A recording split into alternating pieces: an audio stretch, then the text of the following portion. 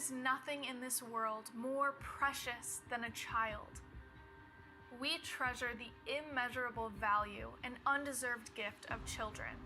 God calls on all of us to protect the minds of our children from those who regard them as commodities. Marxist indoctrination, sex trafficking, and the enticement of the pop culture industry are crimes being committed against our children even as we speak. And that's why we are here. Would you join us in an effort to rescue them? Text the word rescuing to 50155 to donate any amount. Thank you.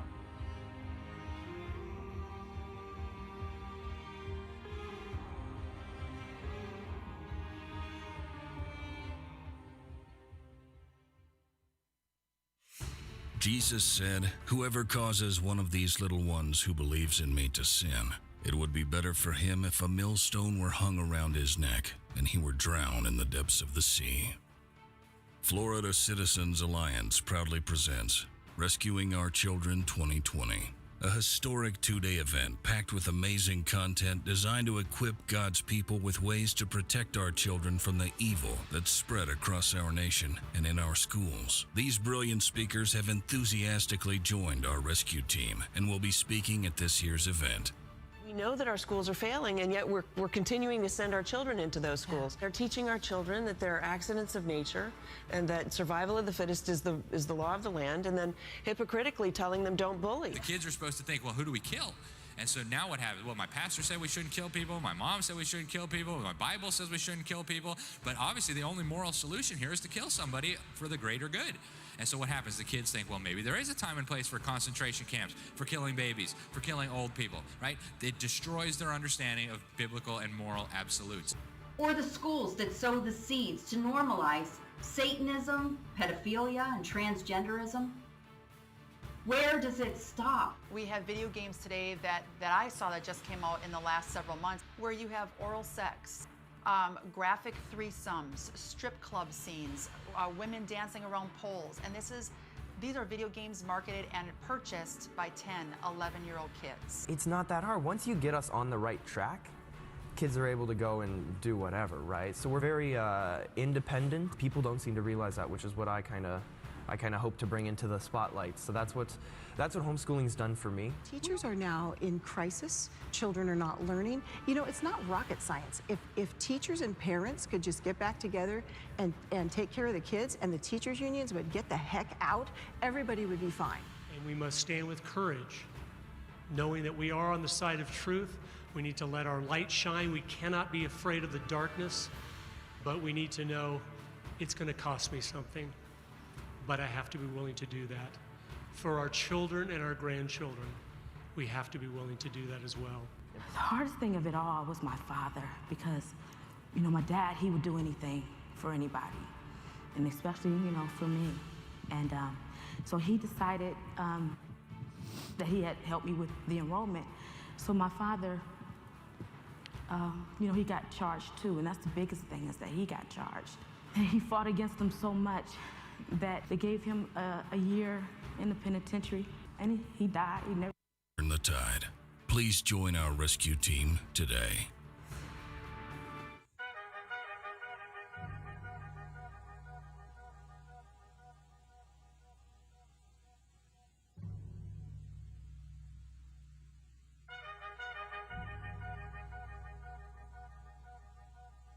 There was a lawyer once. His name was Francis Scott Key.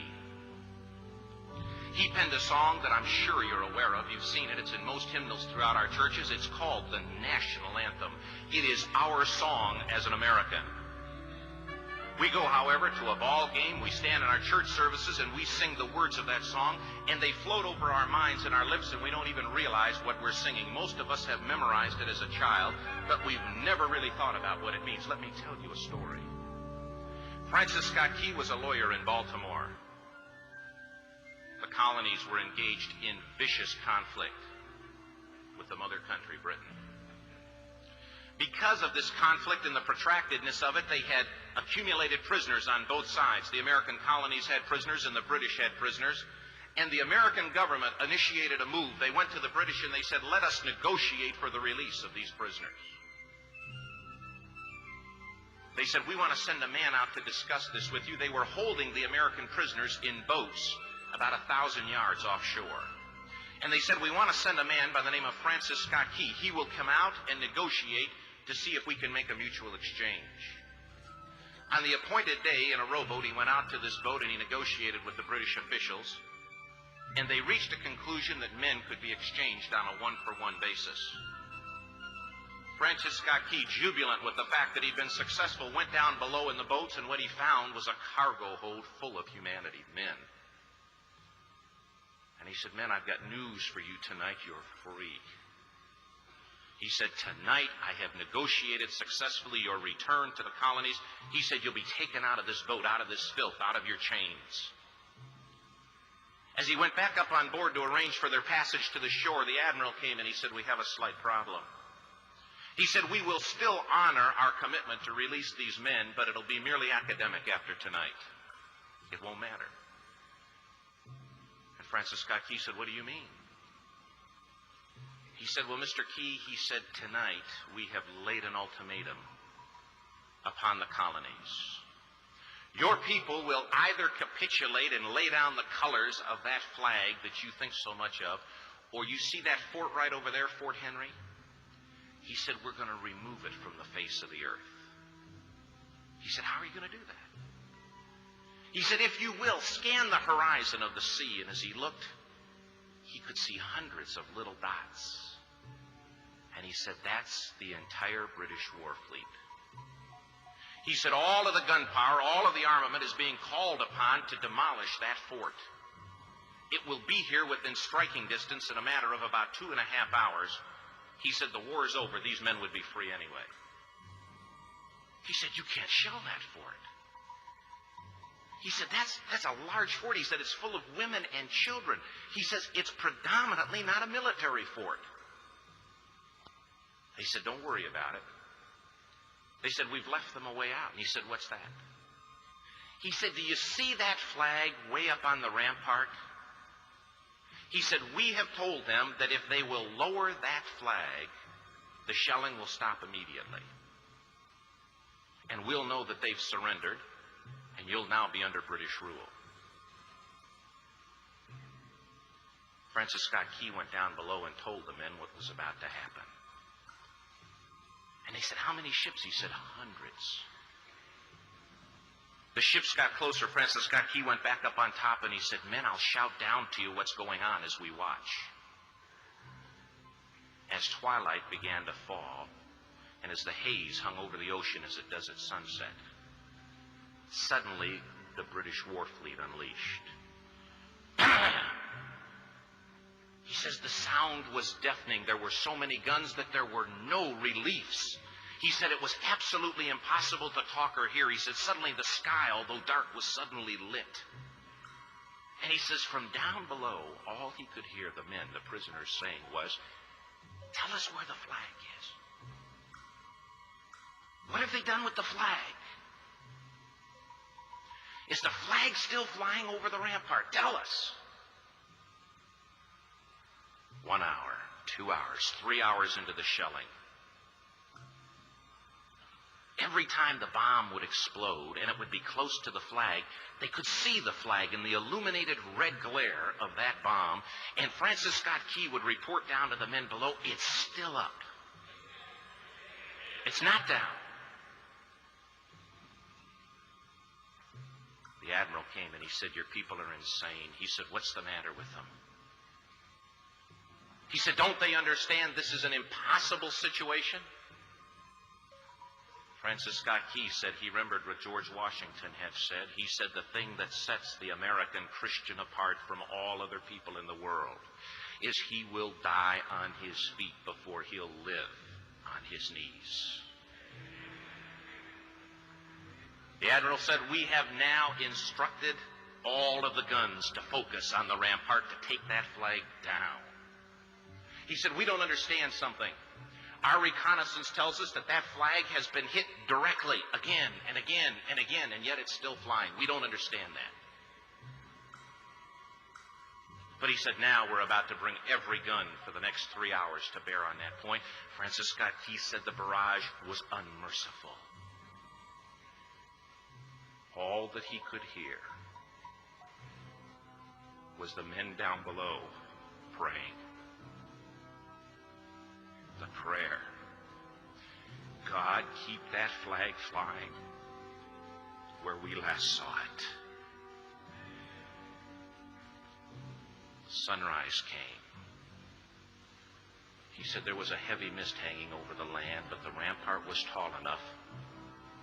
There stood the flag, completely nondescript, in shreds.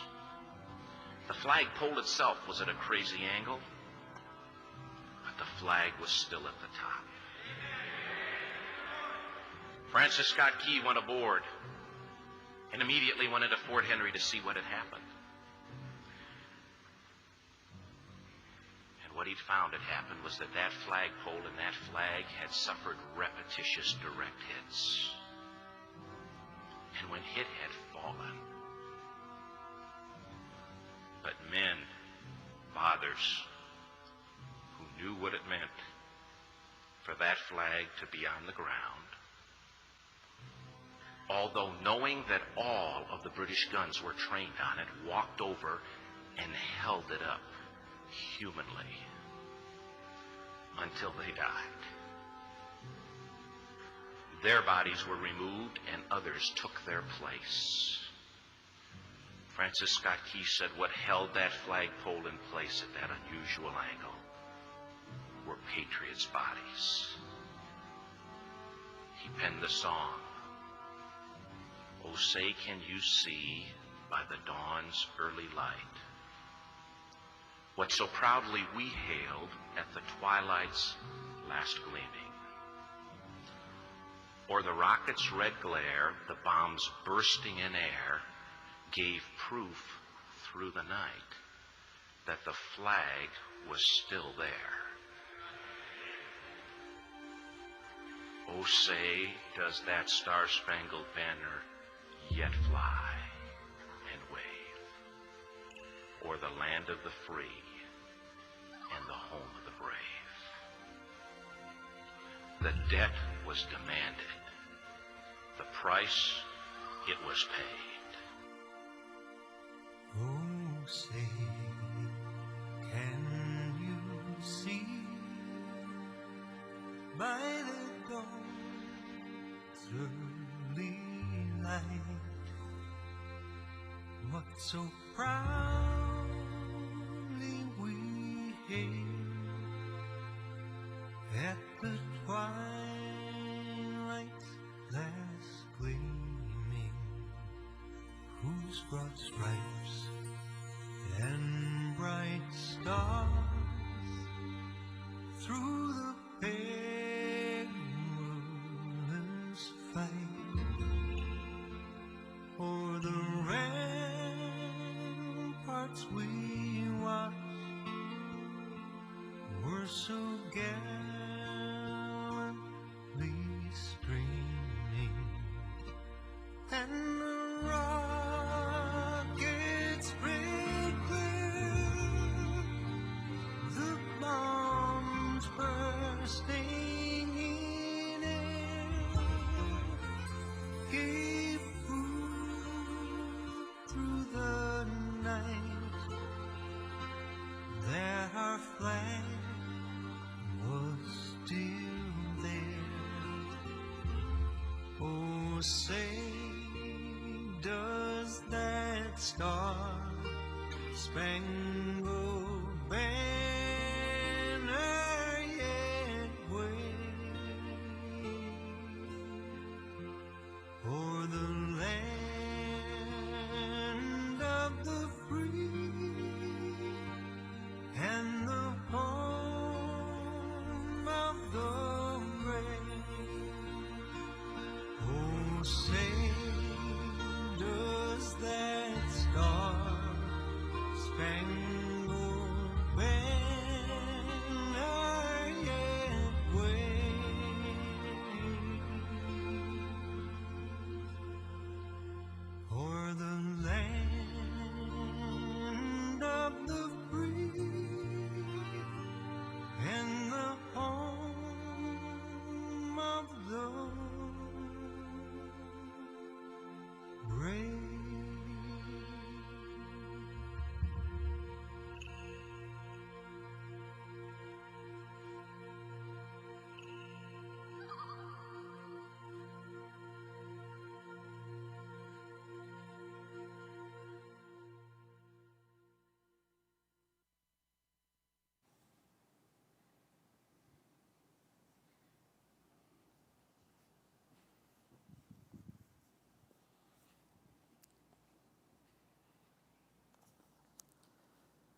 Good evening.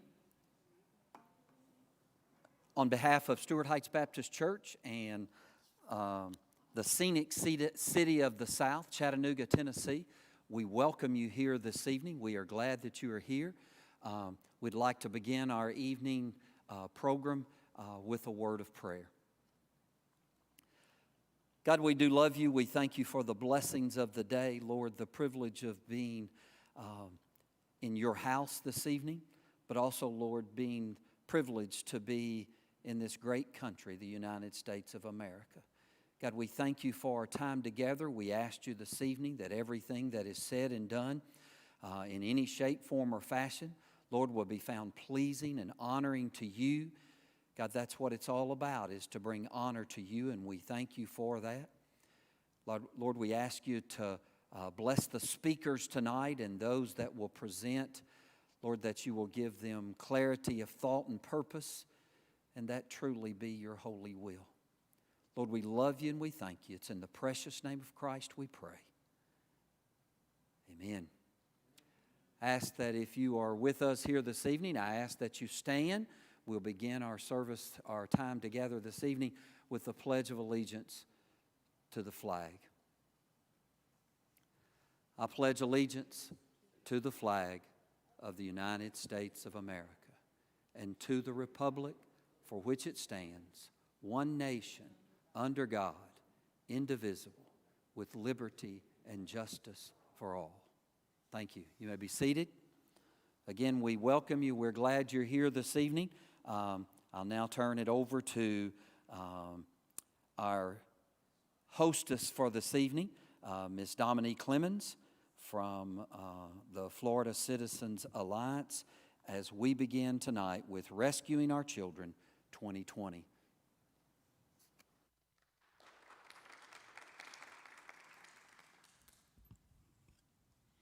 Thank you, Pastor Davenport, and thank you, every single one of you, for joining us this weekend. I would like to welcome both our audience here in Chattanooga, Tennessee, and our audience online from all across the country.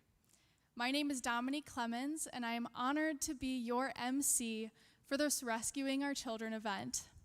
Get ready for a weekend of information and stories on topics that are being ignored by the media. Our children are in grave danger, and so is our liberty, freedom, and Christian values. I am so excited to hear from the speakers this weekend, and I know you are too. You are here because you are a freedom fighter, and we're here because we're freedom fighters, and we deeply care about this country and the principles which it was founded upon, that all are created equal with certain inalienable rights to life, liberty, and the pursuit of happiness. This weekend, you will be able to hear from experts on indoctrination of our children in the public schools, sex trafficking, and pop culture. The purpose of this event is to equip you with the tools and information to protect our children, God's children.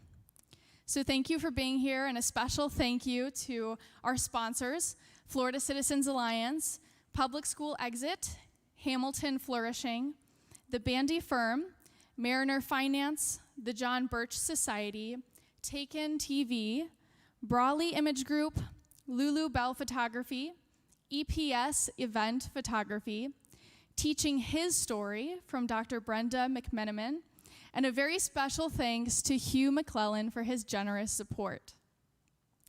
I mentioned Taken TV Network on Roku, the active Christian network who we have partnered with to stream this event. Next week on their channel, you will be able to find each speaker's Rescuing Our Children program on demand. We encourage you to share this with your family and friends so we can spread the word. This event is presented to you by the Florida Citizens Alliance, and now we have a short video for you about the organization. The work is nowhere near done, but you can count on Florida Citizens Alliance to continue fighting for Florida students and the best education possible. So who are we, and what do we do? Florida Citizens Alliance is a 501c3 grassroots organization dedicated to educating parents, families, and community influencers regarding the horrendous state of public education in Florida. We promote parental school choice, knowledge-based learning, the best standards and curriculum for K through 12 students, and financial transparency. And we are against political, religious, and pornographic indoctrination in our public schools. To us, it's about the students and the future of America. We have 3 focus areas. The first is informing parents, teachers, grandparents, anybody who will listen of the materials being taught in public schools through our marketing and social media campaigns. Our second focus is developing education watchdog groups in counties across the state who consistently engage with local school boards and legislators. Our third focus is educating parents so they can take positive action to improve their child's education through state scholarship funds and other programs. 2019 was a great year for Florida Citizens Alliance, and I'd like to share with you some of our achievements. Because of our work, the state of Florida's back-to-school reading list, which previously consisted of strictly pop culture books, has now been replaced with the classics. Also, thanks to Commissioner Corcoran, the failure of Common Core has been discontinued, and Florida Citizens Alliance provided the Florida Department of Education with 3 experts to come up with the newly announced best standards. The Department of Education also asked Florida Citizens Alliance to create a statewide awareness and participation in the Hope Scholarship. The Hope Scholarship is amazing. It gives students who have been bullied a school voucher that they can take elsewhere and find a healthy learning environment. These are just a few of our achievements, and there's still a lot of work to be done. And I say this from experience as a former public school student in Collier County. We can't do this without you. My name's Dominique Clemens with Florida Citizens Alliance. Thank you.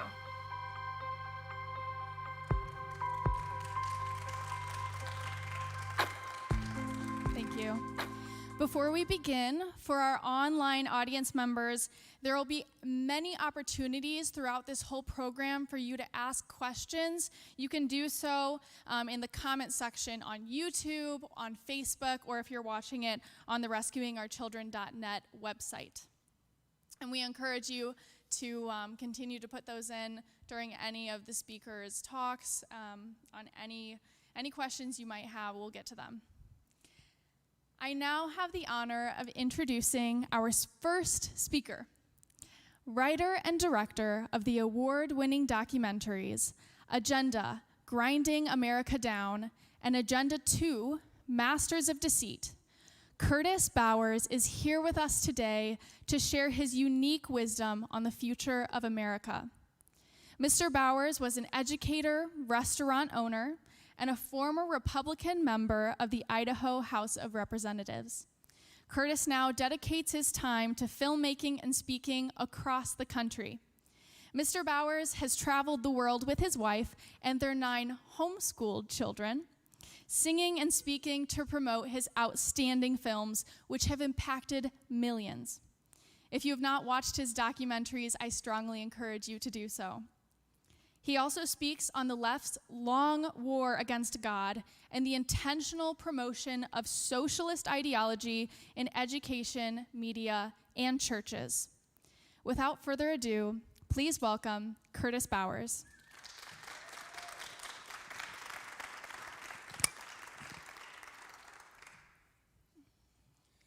Thank you so much. It's a pleasure to be here. I'm going to get this set up here just for a second.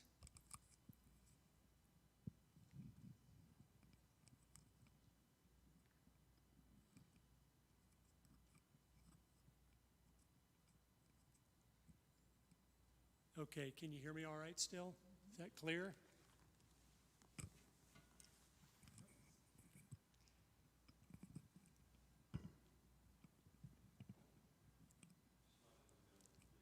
Slide down further, okay.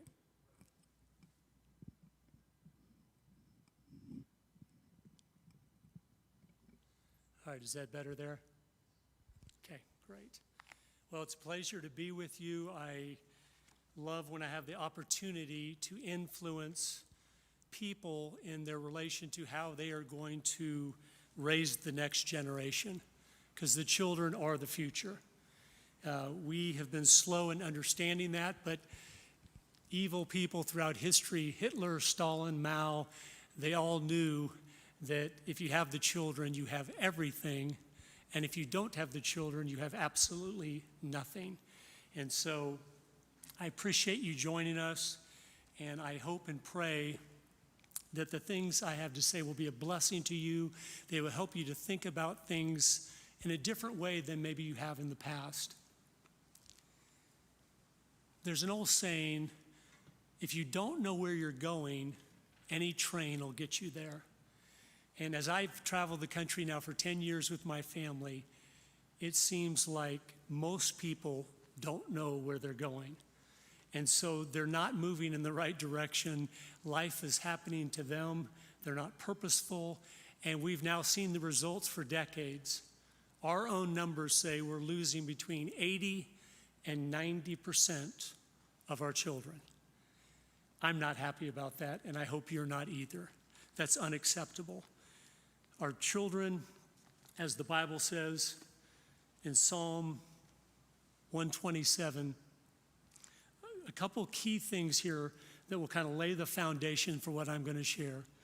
In verse 1, it says, "Except the Lord build the house, they labor in vain that build it."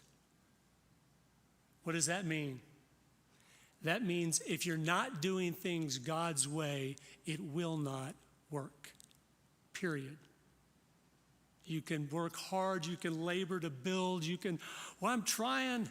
If you're not doing it God's way, it will not work.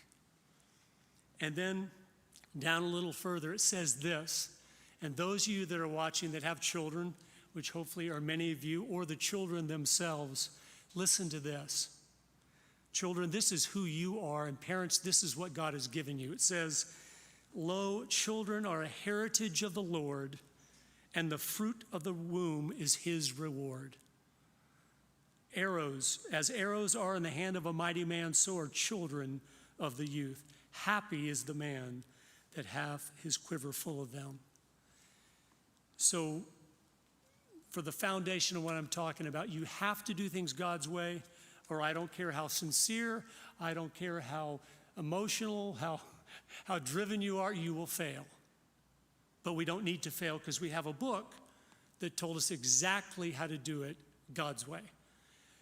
And one other verse I want to read before I get into my talk is in Matthew 7, starting in verse 24. And it's Jesus himself talking. And if we choose not, and I read this to you because Jesus tells us what it's like. He said he's going to explain to us what it's like for those who listen to him and do it his way and let him build their house, and those that think they've got a better way of doing things or don't want to be on the out with the culture or something, so they're a little embarrassed, so they're going to do it a different, new, and strange way. Here's what he says himself. "Therefore, whosoever heareth these sayings of mine, so whoever is listening to them, and doeth them, I will liken him unto a wise man, which built his house upon a rock. And the rain descended, and the floods came, and the winds blew, and beat upon the house." Do you all understand the rains are blowing, the winds are blowing, the rains are falling right now in America? That's what's happening. But what happens? "And it fell not, for it was founded upon a rock." What does a rock do? It stays put. It doesn't change. It doesn't blow with the wind. It does things the way we've always done things, and it sticks with the traditional way of doing things because it's anchored to a rock. But here's for those that you think you have a better idea, or maybe you've been trying a different idea and it hasn't worked. Here's why it hasn't worked. Because Jesus said, "And everyone that heareth these sayings of mine and doeth them not shall be likened unto a foolish man which built his house upon the sand. And the rain descended, and the floods came, and the winds blew, and beat upon that house, and it fell, and great was the fall of it." We have to do things God's way or we're finished. There's a saying, and this is the title of my talk: the hand that rocks the cradle rules the world. Have you ever heard that? Do you believe it's true? It is true. Because God was so kind, He intended every man and woman, regardless of what they did for a living, it might be nothing, to have the most influential position on earth, where they were preparing their children to rule the world. They were the influencers that were creating the next generation that would decide how things were going to happen. So it didn't matter if you were a garbage man. If you did a good job with your family, you have had a very meaningful life, and a very powerful life, and a very influential life. And as I've studied the left now, since I was about 10 years old under my parents, and the socialism and the Marxism and the communism and all the people that think they have a better way of doing things than God does, I realize they do know that is a true quote. They know the hand that rocks the cradle will indeed rule the world. And that's why, and listen to me, that's why they are after your children. They want your children. They are after your children. Don't deceive yourself to think if you just keep doing things the way you're doing them, everything is going to magically work out. It will not. I promise you. The statistics show it, and reality shows it. As I've traveled this country, I've been in church after church after church, and I have heard sob story after sob story after sob story. Well, we thought if we were in church every time the doors were open, everything would be okay. The hand that rocks the cradle rules the world. Parents, your job is to protect your children from deception. And let me tell you, if you're not aware, everything right now in our culture is deceptive. Everything. There's not a single thing that is straight shooting, honest, straightforward, saying here's the facts, and they're honest, and this is the way to. Everything is a shade of deception. So if you are not prepared and you don't understand the times and you're not alert and watching and waiting and purposeful and prayerful, you're going to lose them. I promise you. I've had so many good friends that you would have said, boy, that's a nice Christian family. They've all lost their children. And I don't want that to happen to your children, and I don't want that to happen to mine. So we need to get back to the old ways and go, I think I'm going to let God build my house instead of doing it some clever new way. Now, I'm going to be talking a little bit about communism and Marxism, and that might, to some of you watching, go, what? What does that have to do with anything? Just hang with me, and I will tell you what it does. This book right here was written in 1960, so it's been 60 years ago. And it was written by a man who was good friends of my father named Dr. Fred Schwartz. And it's called, interestingly enough, You Can Trust the Communist. I know that sounds funny. My dad made me read it when I was 10 years old because he said, you need to understand this group of people that are dead set on destroying everything America stands for, everything that the Bible has been about and is about. And you need to understand who they are so you're not deceived. Now, I'm going to just read you just a couple paragraphs. And again, stay with me. This is so important. But it will explain to you as parents how if you hit it right on 90% of the things, but you miss the 10%, your job has been in vain. And it's so interesting that the communist movement, which of course is just satanic, the way Dr. Schwartz talks about them helps you understand we need to trust when the Bible says in Ephesians 6, we are in a spiritual battle. This isn't a playground, it's a battlefield. So if your kids are on the playground, they're going to get shot and killed if they don't have on the full armor that we are told to put on. And so listen to this. It's amazing, the insight. This is from 60 years ago. And a lot of you also, how this is relevant to today. You see on the news every night, our cities are being burned down. That's not spontaneous. It's not accidental. Those are Marxist groups that are always waiting in the wings to stir up rebellion, to try to achieve revolution, to destroy God's way of doing things in America. So America will collapse from within. The thesis of this book is very simple. It is that communists are communist.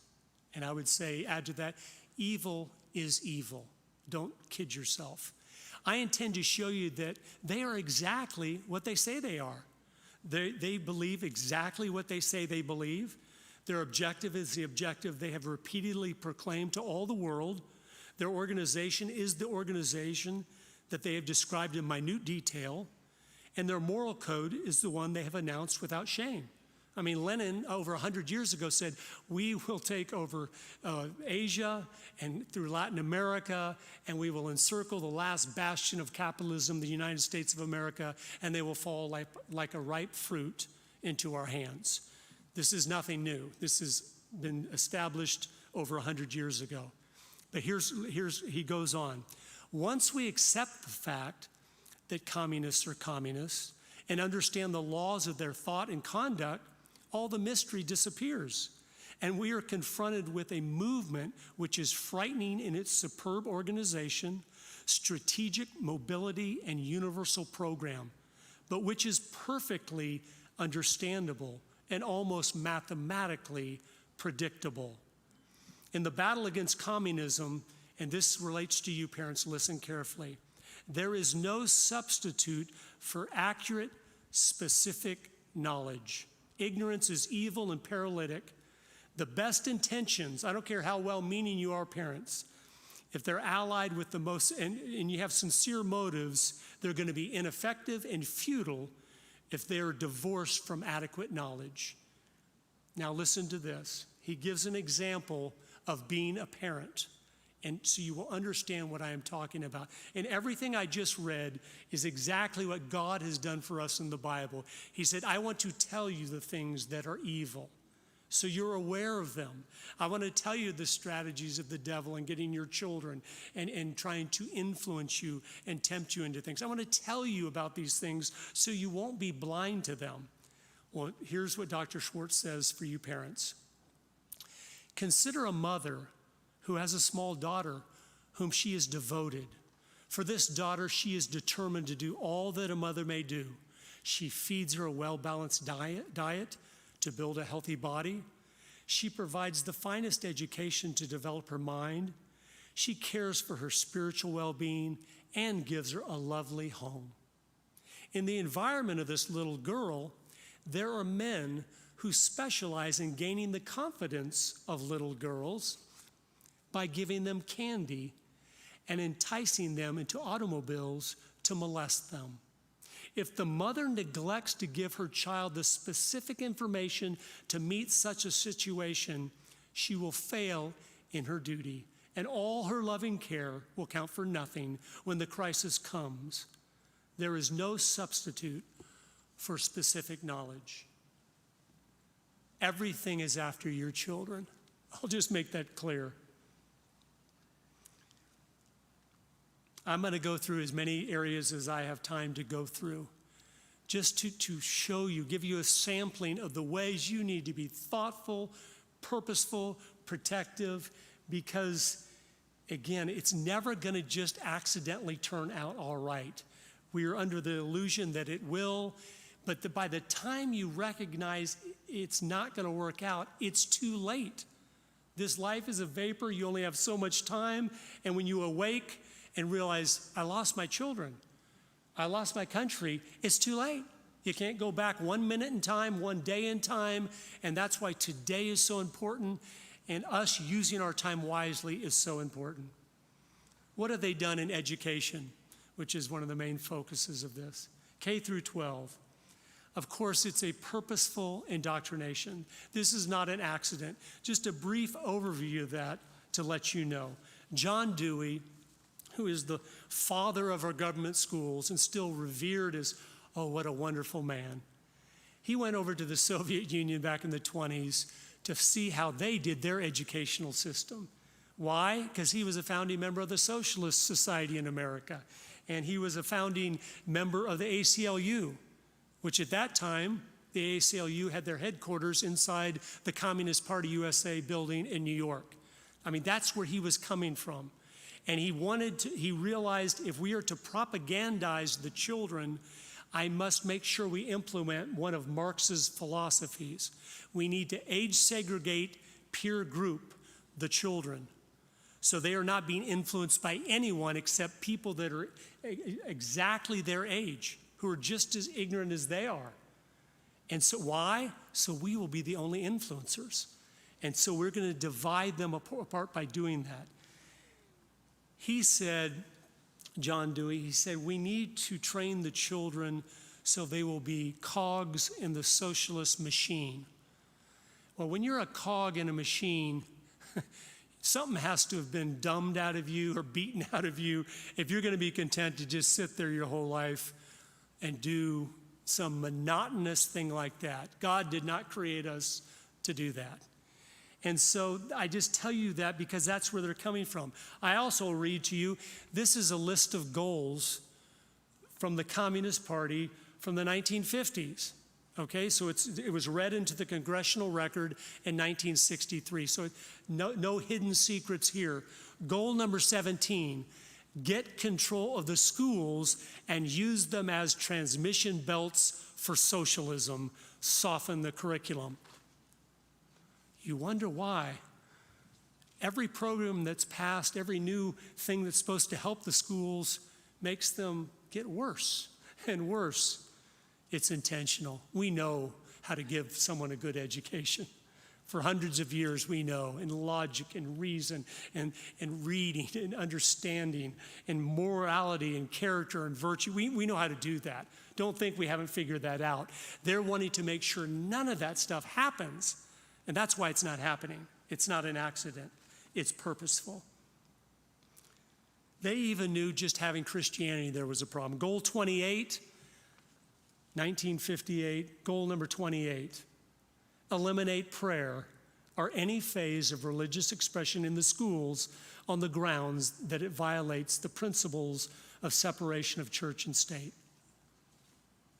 They knew the hand that rocks the cradle rules the world. Higher education. I remember back in the 80s reading a survey of Midwestern colleges. Okay?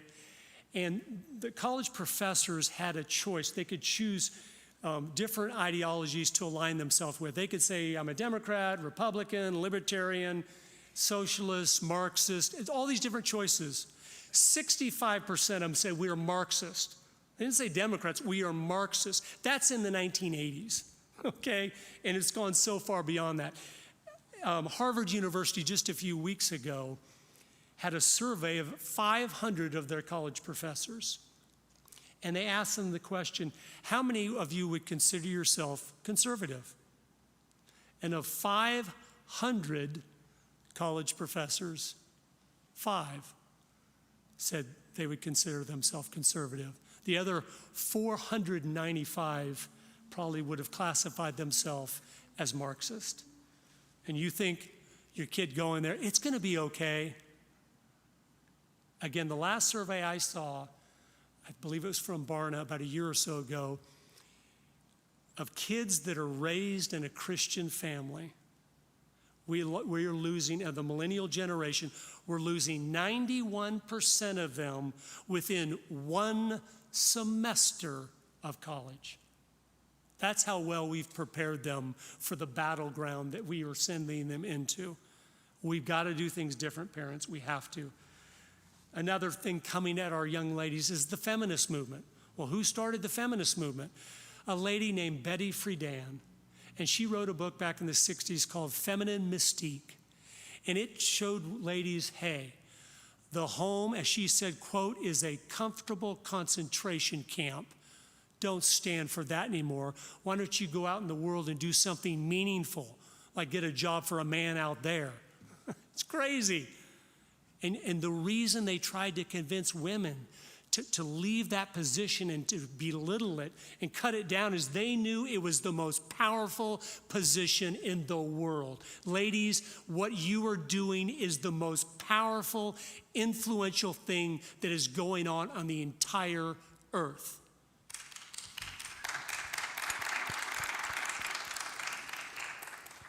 A president maybe has tremendous influence for 4 or 8 years, and then it's gone.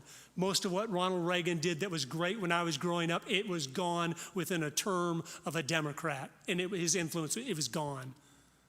You ladies, as the generations unfold and there's more children and then more grandchildren and more great-grandchildren, you will have 1,000 times, and you fathers too, this is your role to raise those children. You will have 1,000 times the influence than you do right now 100 years from now.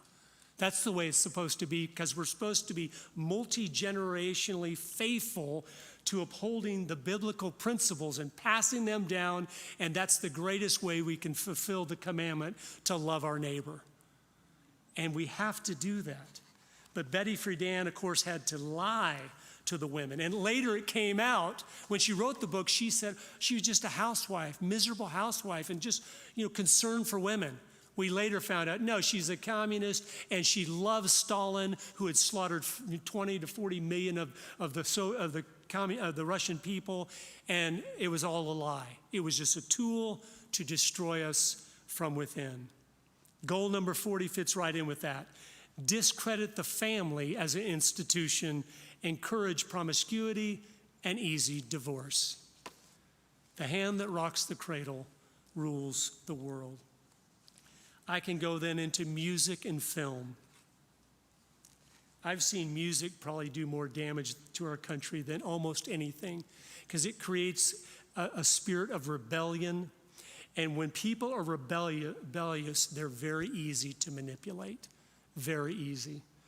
The Beatles and the Rolling Stones, both of those were communist groups. You can find articles where Lenin himself of the Beatles was interviewed by the red Soviet papers back in the 70s, and he said, we're working toward the revolution by destroying the morality in America. They knew what they were doing, okay? Sex, drugs, and rock and roll destroys, and that was their goal. Film. A film in 90 minutes can take a young person or an older person that is a moral person and convince them that immorality is the way to go, that God is not God, and there are no consequences for sin, and they are deadly. Here's how we are so naive. That's our main problem, I guess, because we think everybody thinks like we do, so we think, why would anyone want to destroy the children? Well, who would want to do that? Well, you're naive. Man is so evil, it's hard to comprehend. Here's a quote from Wilhelm Reich of the Frankfurt School. This is from 1930s America, 90 years ago. And I just tell you this so you understand our enemy knows what made America great, knows what makes a strong family, knows what makes things prosperous, and they're going to destroy every single one of those. Listen to this. This is how they have turned your children against God. We as communists used to debate people about the existence of God. And after a while, I came to the conclusion that this was a waste of time. You aren't going to debate people away from the existence of God. But what we found was that if we can get people, especially young people, involved in deviant sexual behavior, the whole idea of God just disappears automatically. Do you understand what that's saying? It's saying we realize, listen, if we can get them sinning so much, they don't want there to be you don't want there to be a God when you're being immoral and doing what's wrong, because you don't want your conscience to be bugging you and tormenting you. And so they knew, hey, we're just pushing immorality, get sex education in the schools, get those parents away from those children so they can't influence them. We're going to teach them, if it feels good, do it. And God's going to disappear from the culture because they won't want him to be there. And that's what they've done. And showing how clever they are. Listen to some of these because it's so important. Goal 24, again, 1950s America. Eliminate all laws governing obscenity by calling them censorship and a violation of free speech and free press. I don't think you know how far we've come. Everybody knows we've come a distance, but they don't understand. Let me tell you a little story. When I was about 7 or 8 years old, so it would have been early 70s, my mother and I went to the store, Ma's Brothers in Tampa, Florida, where we lived. Well, she had to buy, this story tells so many levels of how we've changed. My mom needed to purchase some feminine things, and back then it would have been totally inappropriate to take a young man into the ladies section of a department store. So she said, Curtis, you wait right out here outside the door here and I'll be right back out. I said, yes, ma'am. And while I was standing there at 7 or 8 years old, and I'll never forget it because I was scared to death, on the other side of the doorway, there was a man that was covered with tattoos head to toe. And that was very unusual back then. And he was just a rough character. And he was talking to a gentleman next to him. I'm just standing there waiting for my mother.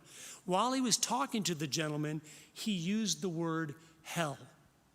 And a lot of people say, so? Well, this is how much we have changed. After a couple minutes, he noticed me there, and he came over to me. And I still can picture his face because he knelt down right in my face, and he said this, son, I'm so sorry for saying that. I didn't see you standing there. That's how much we've changed. We have become obscene and vile and pornographic, and we don't even realize it. In the 70s even, there was so much Christian fabric. A guy that did talk like that, he knew you don't talk like that in front of a child or a lady. You don't do those things because they're wrong. Goal 25, break down the cultural standards of morality by promoting pornography in books, magazines, motion pictures, radio, and TV. We live in a pornographic society. I can't even take I have 6 sons, and I can't even take them to Walmart because of the women's magazines sitting there right in their face level when I go there.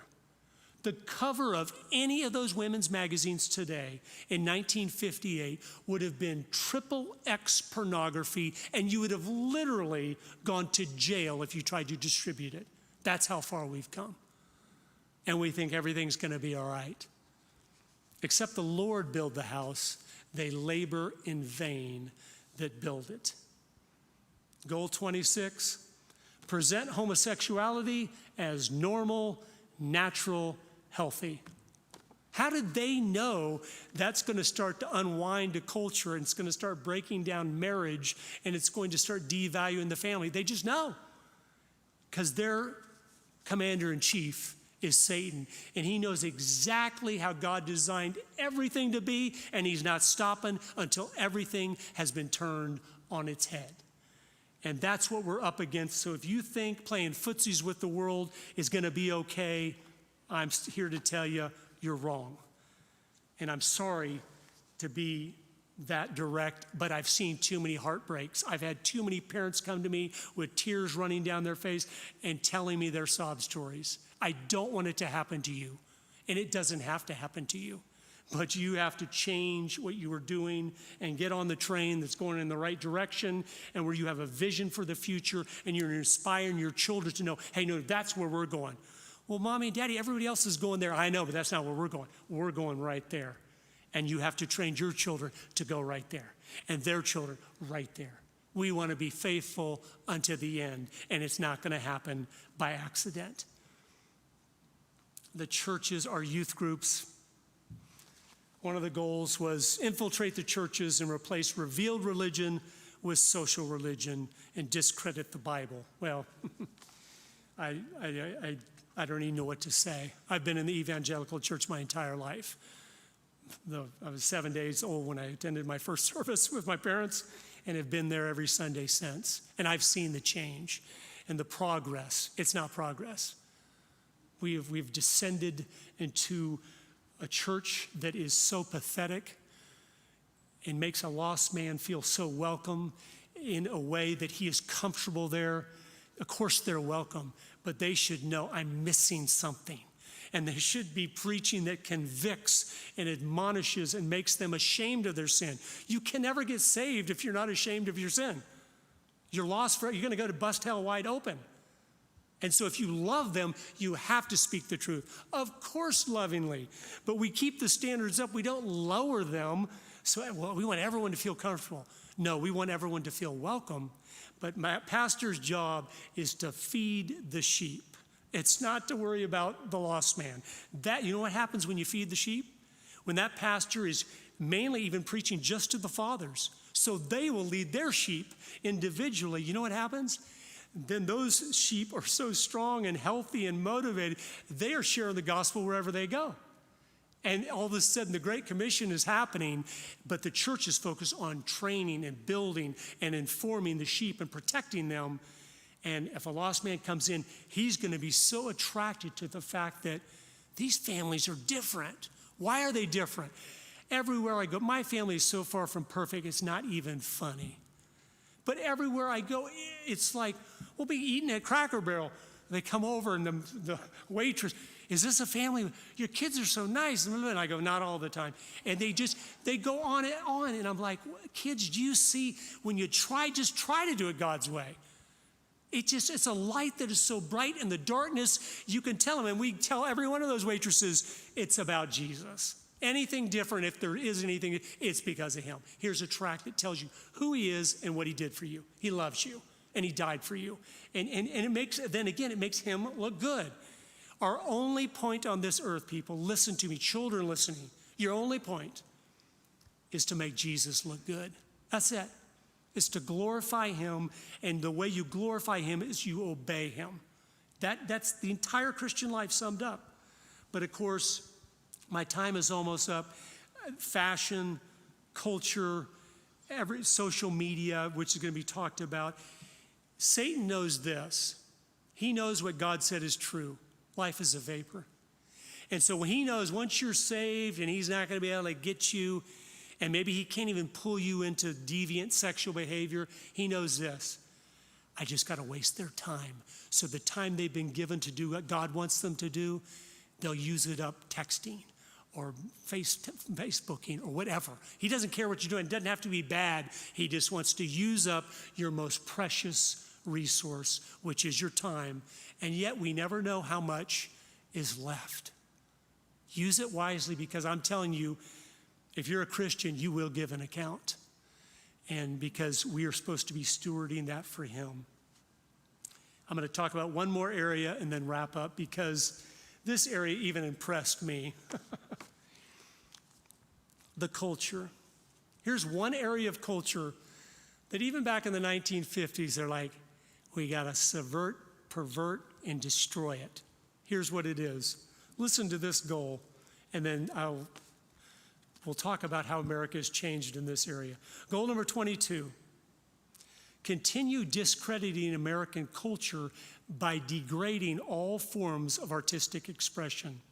Eliminate all good sculpture from parks and buildings and substitute shapeless, awkward, meaningless forms.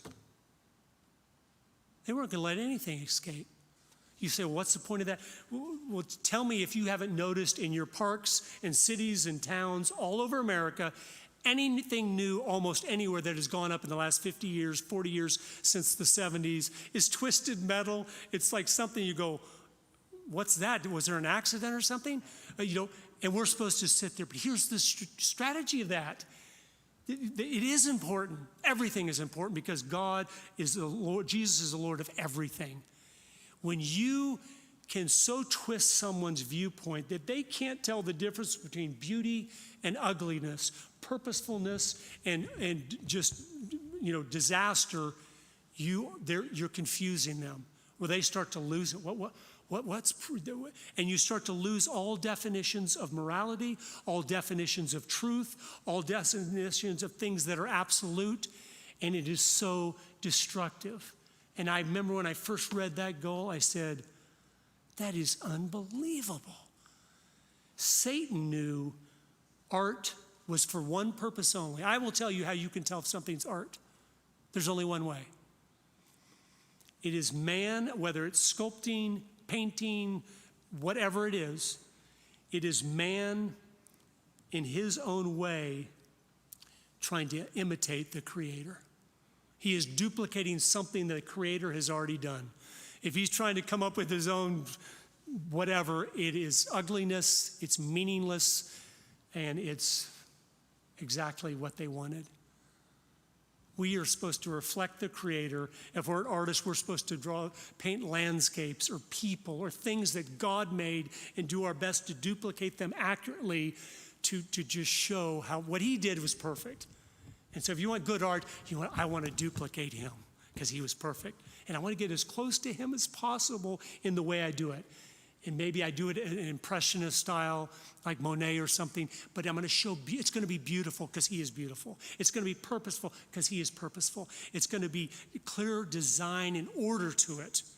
Anything that is disorderly is no good because our Creator is a God of order. Of course, the news media is so powerful because when you control information, you control people. How do you make decisions in life? By gathering information and then making a decision on that. That's why they've been so after media for 100 years, because if you control what people are hearing, then you're going to control what they're going to do by limiting them from access to whatever you don't want them to hear. And that's what's happened. But I tell you this, the family. As you look around in America, I know it can be depressing, discouraging, but the family itself, if we are faithful in that and have no even influence outside of that, if we're just, well, I don't know many people, that's okay. You be faithful with that one child or two or three or four, however many God has given you. You be faithful to prepare them, to love them, to nurture them, to admonish them, and to prepare them for the battle they are entering. You'll be so glad you did. And that is the single greatest thing you can do for our country as well. We've seen from the CHOP zone in Seattle, the left to themselves self-destruct. They have not the character, the virtue, the morality to even survive. And so we need to, like the Bible says, be separate. And we're supposed to be out and building the next generation. And by doing that, again, we'll have more opportunities to engage the other side, especially for those that are looking for something different, those that see, man, the way we've been doing things just doesn't work. And I encourage you to do that. I know all these talks tonight and tomorrow are going to be a blessing. Get copies of them, watch them over again, take notes, and set a new course for your family. Make a decision. I heard a talk in 1999, 21 years ago, a 1-hour talk by a man that said, you need to have a vision for your family. And in that 1-hour talk, my entire life changed. I caught his vision.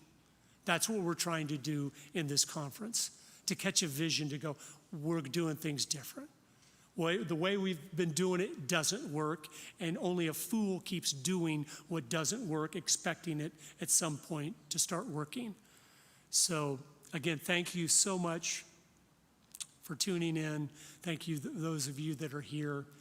And just be prayerful, be purposeful, and God is with us, and He will direct our path if we ask Him to, and if we're acknowledging Him in all that we do, like Proverbs 3, 5, and 6 says. But thank you so much. I appreciate it.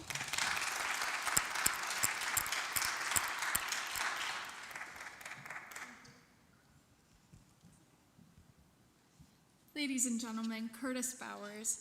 Curtis, you really nailed it on the head. You know, just every single topic that you're talking about tonight, and it takes a lot of courage to speak the truth and to call it what it is. It is evil, and it is every parent's duty to get informed, continue watching these speeches. You're going to learn so much, and it is your duty to take your child's education into your hands, because you are the foundation of their legacy, what they're going to leave in this world.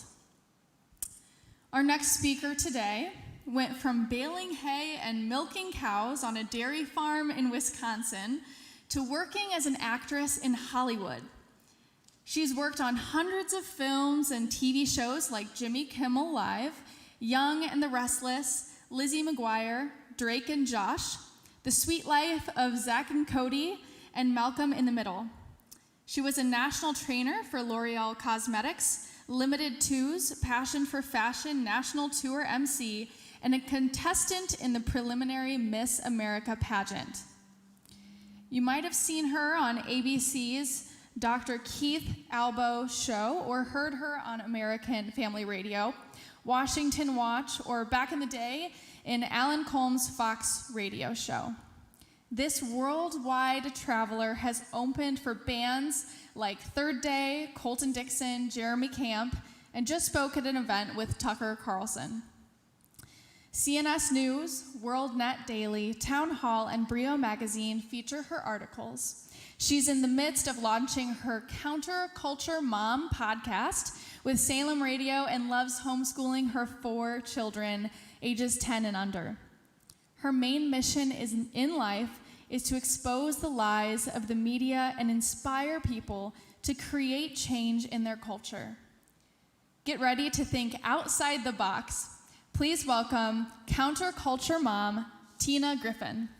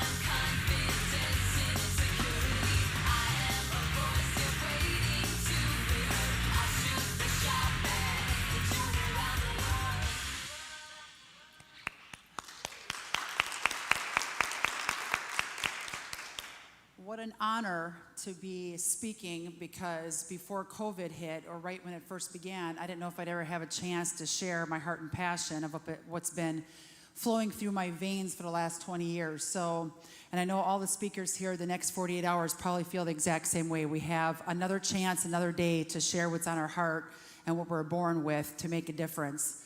So thank you, Ronnie, for putting this event together. Parents out there tuning in far and wide, please share this content from wherever you are getting this information from, so millions of parents know exactly what's going on in our country during this cover-up situation, which I believe, and we're just gonna get right to it, because this is about 10 years of FBI research. When I became a Christian at 16 on a dairy farm in Wisconsin, went out to Hollywood at the age of 20, God basically told me I'm going to be an undercover FBI agent for him. Learn what's going on behind the scenes in pop culture, work on tons of movie sets, TV shows, be a personal driver for Ray Liotta for the Oscars, a ton of different really cool jobs, but I learned a ton. And about 3 or 4 years into that, that's when God's like, okay, it's time for you to share the dirt that you've been uncovering. And so for 17 years, I've been doing a show called Hollywood Exposed around the globe, even with interpreters in different parts of the world. So we're gonna get right to it with Robert Pittman, founder and chairman of MTV and iHeartRadio, creator of iHeartRadio. He says we're dealing with a culture of teenage babies. They can watch TV, do their homework, and listen to music all at the same time. The strongest appeal you can make is emotional. If you can get their emotions going, make them forget their logic, you've got them. At MTV, we don't shoot for the 14-year-olds, we own them. This is Robert Pittman. I felt ripped off when I first saw this quote, and I've been sharing it for the last 17 years speaking, and I still get jaws dropping when I do high school assemblies, because teens do not like being lied to. So the second they see who's behind the scenes and who's pumping out this content and why and what their agenda is, they get mad, which I'm glad, because then they start to rip posters off their walls. Back then, break apart CDs. Now they're erasing TV shows and Netflix series are getting canceled, everything. They're saying, I don't want this information in my head any longer if this is what their agenda is to destroy my life. So knowledge is power. We've got 72 hours per week the average teenager spends using the internet, music, cell phones, television, and video games. 38.5 minutes per week, typical parents participate in meaningful conversation with their kids. Look at how much more influence is actually taking place from pop culture and media, Hollywood. My question is, what are they learning as a result? McAfee survey, online security provider, says this: 70% of teens hide their online behavior from their parents. How do they do that? By cleaning their browser history, closing browser when parents come in, hiding or deleting instant messages and videos, lying about their online activity, fake profiles, all the rest. And what does this guy say? He is the McAfee security consultant, Robert Siciliano, and founder of IDTheftSecurity.com. He says, parents, you must stay in the know. Since your teens have grown up in an online world, they may be more online savvy than you, but you can't give up. You must challenge yourself to become familiar with the complexities of the teen online universe and stay educated on the various devices your teens are using to go online. That is a must. Now, researching this 40, 50 hours a week while homeschooling my kids, it's hard for me to stay updated on what's going on, let alone the average parent who does not research it 40, 50 hours a week, feels overwhelmed, and like Curtis just says, which was an excellent message, by the way, parents coming up to me at parent events, crying, shaking my shoulders, and telling me, Tina, just tell me what to do. I don't have the time to research, just tell me what to do. And so I'll give you guys solutions towards the end of the program here tonight, this session, on what my husband and I have come up with for solutions, and we now have 15 people on the Counterculture Mom team that are researchers, writers, developers. We have the Counterculture Mom app, which is a must. You have to download that app. We send out push notifications all the time when pop culture is coming out so your kids don't have to ingest and see some horrible content and then have nightmares or eating disorders or suicide tendencies, but the parents actually have the power back in their hands. So that's a good way. Parents feel helpless. So the content out there, we have to know what's going on and what the world is like. Now, what we just heard from Curtis Bowers 2 seconds ago is there is a major communist takeover agenda here on American soil for the last 50, 60 years, like he said. For example, TikTok, on July 6, 2020, Laura Ingraham asked Secretary of State Mike Pompeo if families should use TikTok. His response was clear and concise: only if you want your personal information in the hands of the Chinese Communist Party. This is huge. And this just came out 3 weeks ago, and this is one of the top apps used by kids across America. Personal information, our personal information, going out to the masses, the Communist Party. This is insane.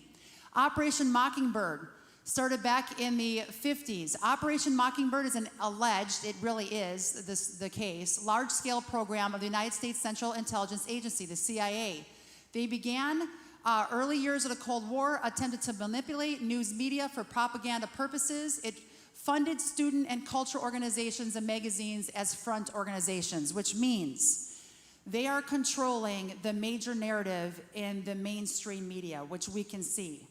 The other issue we have, besides the millions of lies going out on a daily basis from all the major networks, because they're primarily owned by top elites with the New World Order, is the fact that our truthful content is being censored at an all-time high. I just got out of 30 days of Facebook jail again. I'm in jail more than I'm out of it. Anyone here say amen to that? It's like, it's the case. Karen, you've been like posting stuff. I'm surprised you're not in jail right now. It's crazy, the major censorship going on. And the crazy thing is, Bill Gates is the one that funds the fact checker on Facebook. So he doesn't want the truth going on about the mandatory vaccine that's coming up, and the Common Core curriculum in schools, and the propaganda and the lies of the mainstream media, and everything else that his hands are involved in. Look up information on this guy.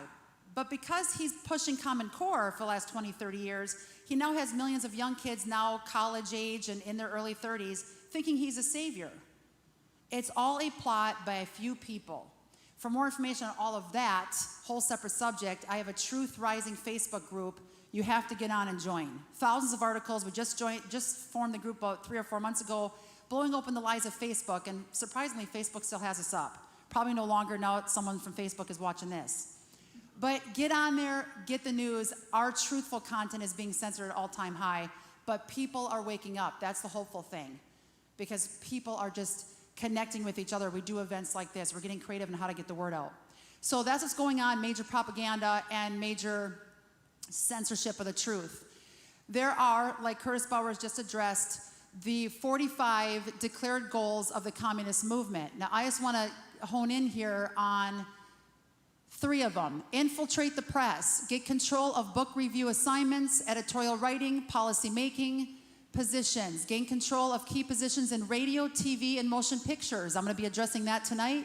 Break down cultural standards of morality by promoting pornography, obscenity in books, magazines, motion pictures, all of that, and present homosexuality as basically natural and healthy. So let's take an in-depth look at that. We can see that they are definitely infiltrating American soil with their communist movement. And I believe we have little time left. That's why Satan is on a major attack for the hearts and minds of our younger generation, because the time is ticking and we are in the 11th hour and 59th minute. It's little time left. I believe Christ is coming back in our time. I always felt that. Since I was 10, I wasn't saved till I was 16, go figure. But we have little time left. So there's a bunch of stores promoting the homosexual agenda.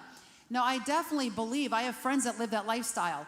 Love the sinner, but just hate the sin. And too many people right now are embracing that as a normal, natural lifestyle. And like Curtis addressed as well, if we allow people to live in sin and not call it what it is, they won't have a chance to have a relationship with Christ. And they will be lost. And so we have to speak the truth in love. And honestly, that is the number one question I'm asked when I do all these youth rallies and open up for Christian bands and travel the country doing leadership conferences. I get flooded with kids coming up asking me, what does God think about homosexuality? And I tell them, because it's an easier way to say it, this is what God says, that it's wrong, that sex is meant between a man and a woman once married. And I have to tell you that truth because I will be judged by God if I would lie to you right now. So my life is on the line. And I'm going to have to face Christ someday. So that lets them see, and then conversations can happen. But with pop culture constantly putting this in our face, it's completely leading millions astray. Gender neutral is a new normal among a bunch of celebrities. It's all over the place. Instagram, Facebook, TV shows, movies. Hasbro CEO just announced we eliminated gender for our toys. This is ridiculous. Any kind of toys that don't go with the godly standards, you just got to put them in a backyard and light them on fire and roast a marshmallow over them. Okay, and say bye-bye for now. Not support these companies. 51 gender options for Facebook.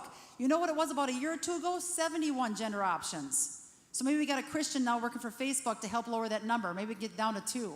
Let's keep praying, okay? At least it's progress in the right direction on Facebook on one thing. Gender questioning is one of the options for Facebook. Like, that isn't confusing enough. What is this causing? Major identity crisis. We know that God created man in his own image, and Satan wants to destroy the very foundational beginnings of who we are as humans with Adam and Eve. It blows my mind, but then at the same time, it doesn't surprise me because that's where we are in our culture today. But if we share the truth, I'm telling you, teens, middle school students, so many people, when I go speak places, and I know other speakers would say the same thing, they want the truth. They're starving for it. That's why church pastors tuning into this event tonight, you have to be bold. And if you're currently bold and your church doors are open, that's awesome. If you're not open, open your doors. Now more than ever, we need the churches open in America. People are starving for the truth. And what is God going to say someday? What were you thinking closing your doors when I wanted my church body to be out there helping and witnessing and preaching truth, not living in fear? So open your church doors and let's get active. Worked on a ton of different sets in the past. Malcolm in the Middle, Days of Our Lives. I got to meet MacGyver. He was my crush when I was like 14. Anyone here remember MacGyver? Put a paper clip and some gum together, create a bomb and save 30 people. It was awesome. I'm like, yeah, MacGyver.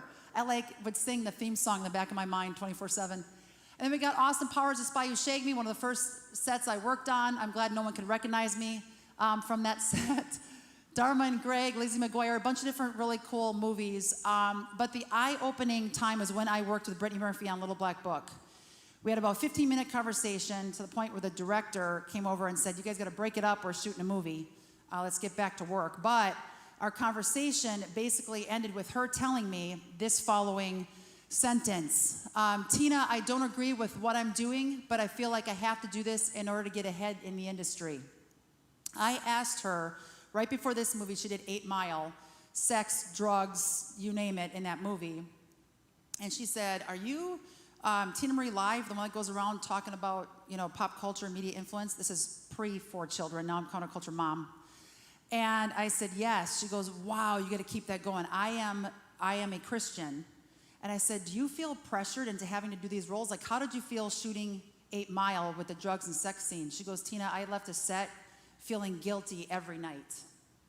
But I feel like I have to do this in order to get ahead. I'm not going to be able to get the next movie role. I won't have the cash that I need. And it just broke my heart because prior to meeting her, I was thinking, how can these celebrities do that? After meeting her, I realized, wow, the number of celebrities that didn't want to do what they were being forced by their directors, their agents in Hollywood. So it really gave me a heart to pray for celebrities. Christ died for all. We need to pray for these celebrities. But at the same time, he also says in Ephesians 5:11, take no part in the unfruitful works of the darkness, but instead expose them. That became my mission in life 17 years ago. Get the dirt and expose what these evil people are up to. Pray for the evil people, but wake up America to let them know that we should not support them with our time and our cash. And if we can, send to their fan address, their fan mail address, a Bible.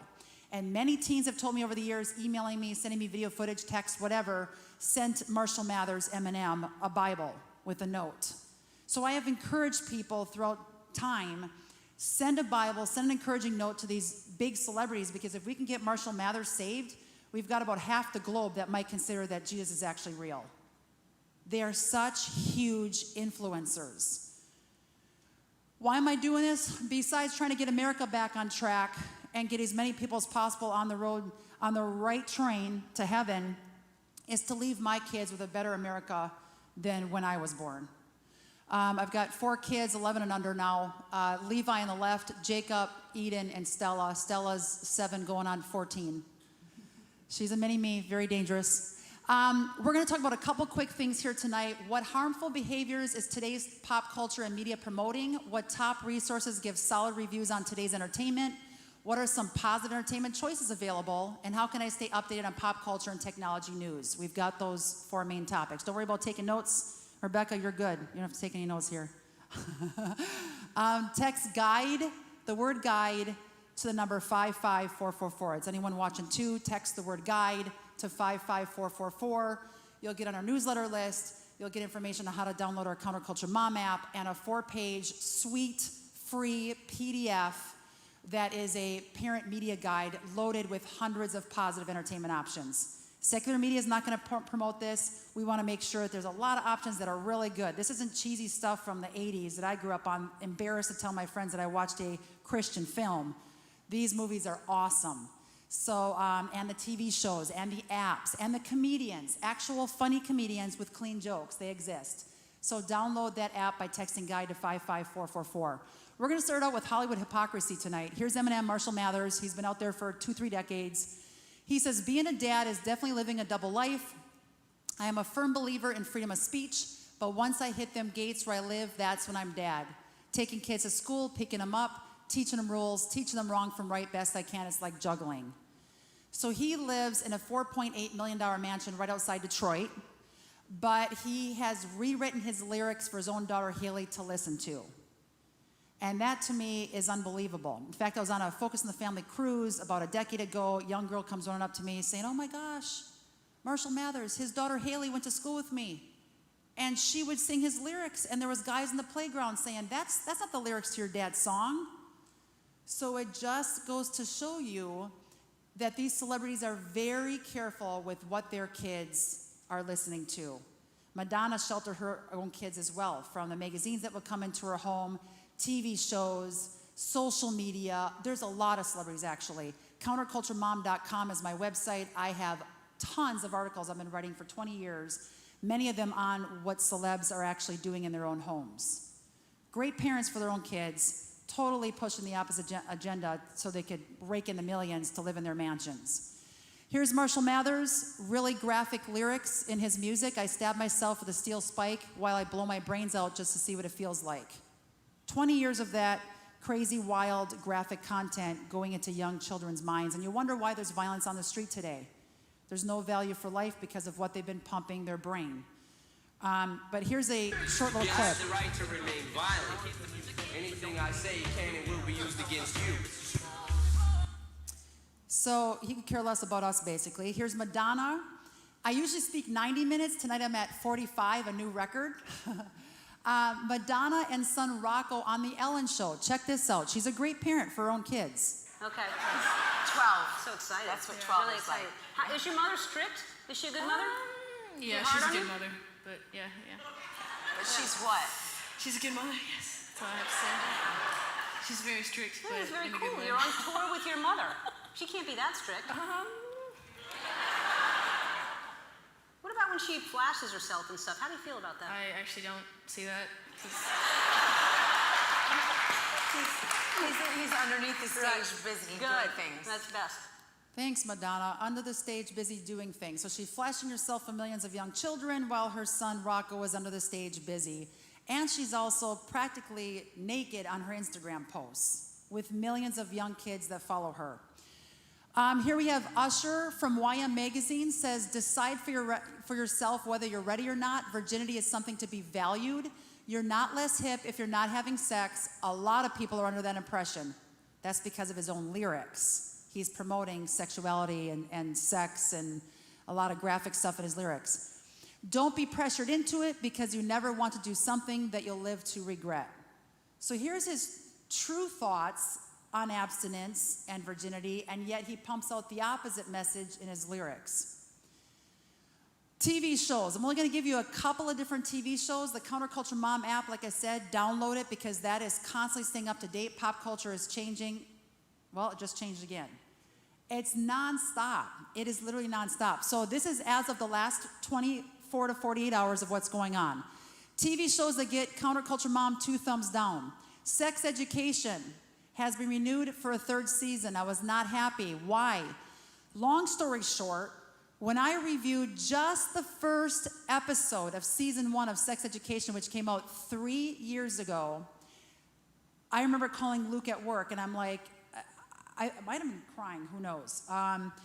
The very first 30 seconds of season 1, episode 1, was the most graphic sex scene between teens I've ever seen. I could handle 5 seconds of it, and I was just like livid.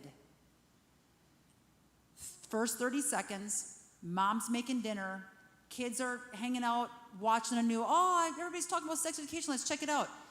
The parent doesn't even have a chance to view the show, check it out, see what's going on, and within the first 30 seconds, Satan threw in a graphic sex scene of sex education. This is now in the air for 3 years.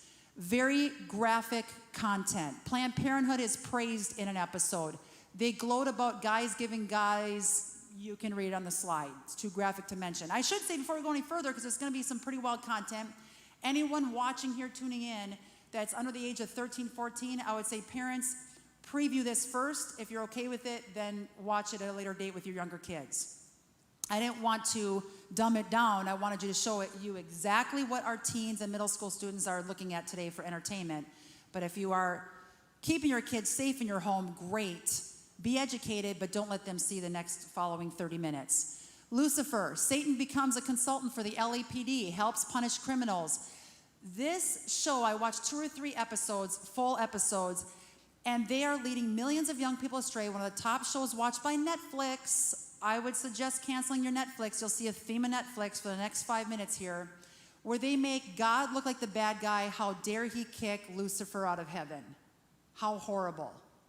And the way they do it is very conniving. There's sex, porn, drinking, all of it. They make Lucifer look like the good guy. Netflix renewed for season 6 as of recent. I think like 2 or 3 weeks ago, they just renewed it.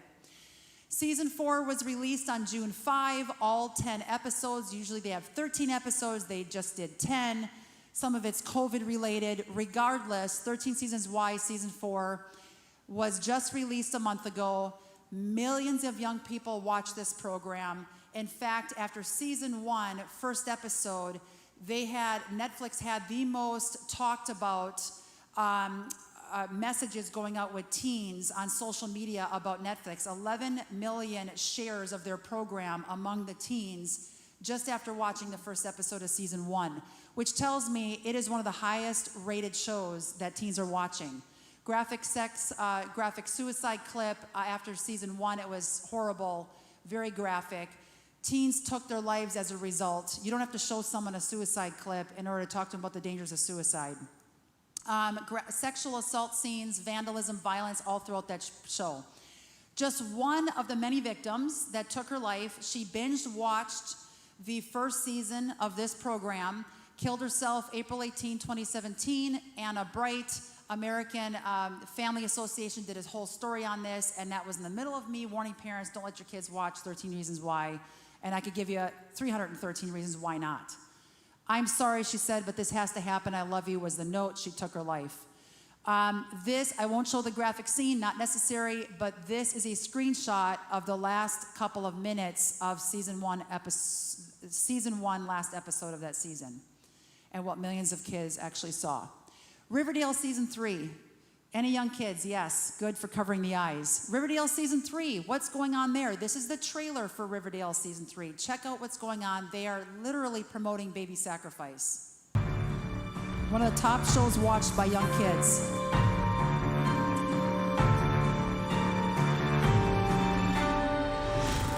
Now, watching that trailer, what would that make a young person want to do? Watch the season. Find out, do the babies get dropped in the fire? It's a very dark, satanic program. You definitely want to steer clear from Riverdale season 3. Whenever I show this and do live shows and travel the country and radio program, whatever else, I get a ton of parents saying, I never knew. That's my kid's favorite show. Parents tuning in, preview the shows that your kids want to watch. If your kids are a little bit older and it's a show that we recommend on Counterculture Mom app, then watch it together, have a great discussion over it. There's a lot of positive content that's out there, but these are definitely programs I would say, without a doubt, steer clear from, even for the adults. A lot of times I'll have people bashing me on social media saying, well, this is supposed to be an adult show. Yeah, but it airs at noon. And even so, what is positive about that show for even a 50-year-old to watch? What are you getting out of that that's making your life better or heading you in the right direction? Do you feel more upbeat or more suicidal as a result? There's a lot of programs that shouldn't be watched by anybody. Here's another one from Netflix. This is Chilling Adventures of Sabrina. Now, one of the first sets I worked on, that's me in the upper left next to that lady in the red jacket, on Sabrina the Teenage Witch. I was not nuts about working on that set 20 years ago when I first got out to Hollywood because of the title of the program. But every time I got on set and had the opportunity to share about the Lord and invite people to church, I was doing that. I would wear abstinence t-shirts on set.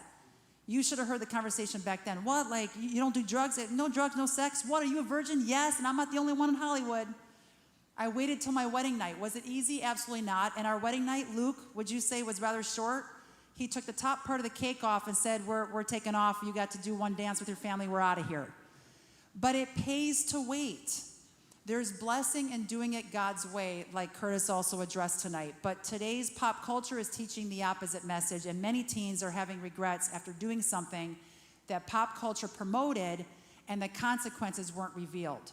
If you're going to show someone shooting up, getting high, drinking and driving, have the person die or go to AA and getting help. Show us the reality. Somebody's going to make us feel better, get better, positive results. And that's what drives me crazy about today's pop culture in Hollywood. This Chilling Adventures of Sabrina is not the same comedy of Sabrina the TV show. There's seances, Satanism, witchcraft. And believe it or not, they hire witches to work on set. And they were sued by the Satanic Temple because one of their witchcraft scenes in the last season wasn't exactly how it's supposed to be carried out. What? and they lost the case against the Satanic Temple. I had 5 Wiccans trying to take me out at a recent speaking spree last September in Michigan. That was a new one for me. I'll spare you the drama details. But I will tell you that one of them challenged me and said, there's no way they hire witches on set. I said, I got the dirt. I'm going to add it to my show. Thank you for the reminder. So here it is. Here's how detailed they are. Here's the trailer for the show. Are you willing to forsake the path of light and follow the path of night? It's very tough. It's very tough. I can't do this. You must. Millions of young people are watching witchcraft every time they turn on Netflix. Here is Kiernan Shipka on Jimmy Kimmel Live from that show admitting that practicing Wiccans work on set. Well, we actually have a few writers on our show, a few people who are part of our crew who are practicing Wiccans. So we do. So it's nice. You feel like you're making the right moves and doing the right things. You They feel like advise you on the Wiccan stuff. You feel like you have some advisory, which is really nice. We're not all just doing this and Do you worry about like if you anger them, they will put a spell on you or anything like that? Yeah, I hope no hexes ever get put on me. That would not be good. So that gives you, I can skip that one for now, that gives you a good glimpse as to how in depth Satan goes to literally try to take out the younger generations watching these programs. They get it as real as possible. Now, something I want to help you connect the dots with, which I thought was very interesting, Greg Berlanti is the executive producer of Riverdale and The Chilling Adventures of Sabrina. It's literally some of the same people pumping out the same content on all of these networks. Pray for Greg. Netflix's politics under fresh scrutiny after exclusive deal with Obama's to produce content. Barack Obama, which is not his real name, and Michelle, which I won't get into. Do some research, go to Truth Rising Facebook group. Hopefully it's still up there. But there's a lot of lies even with what I just said.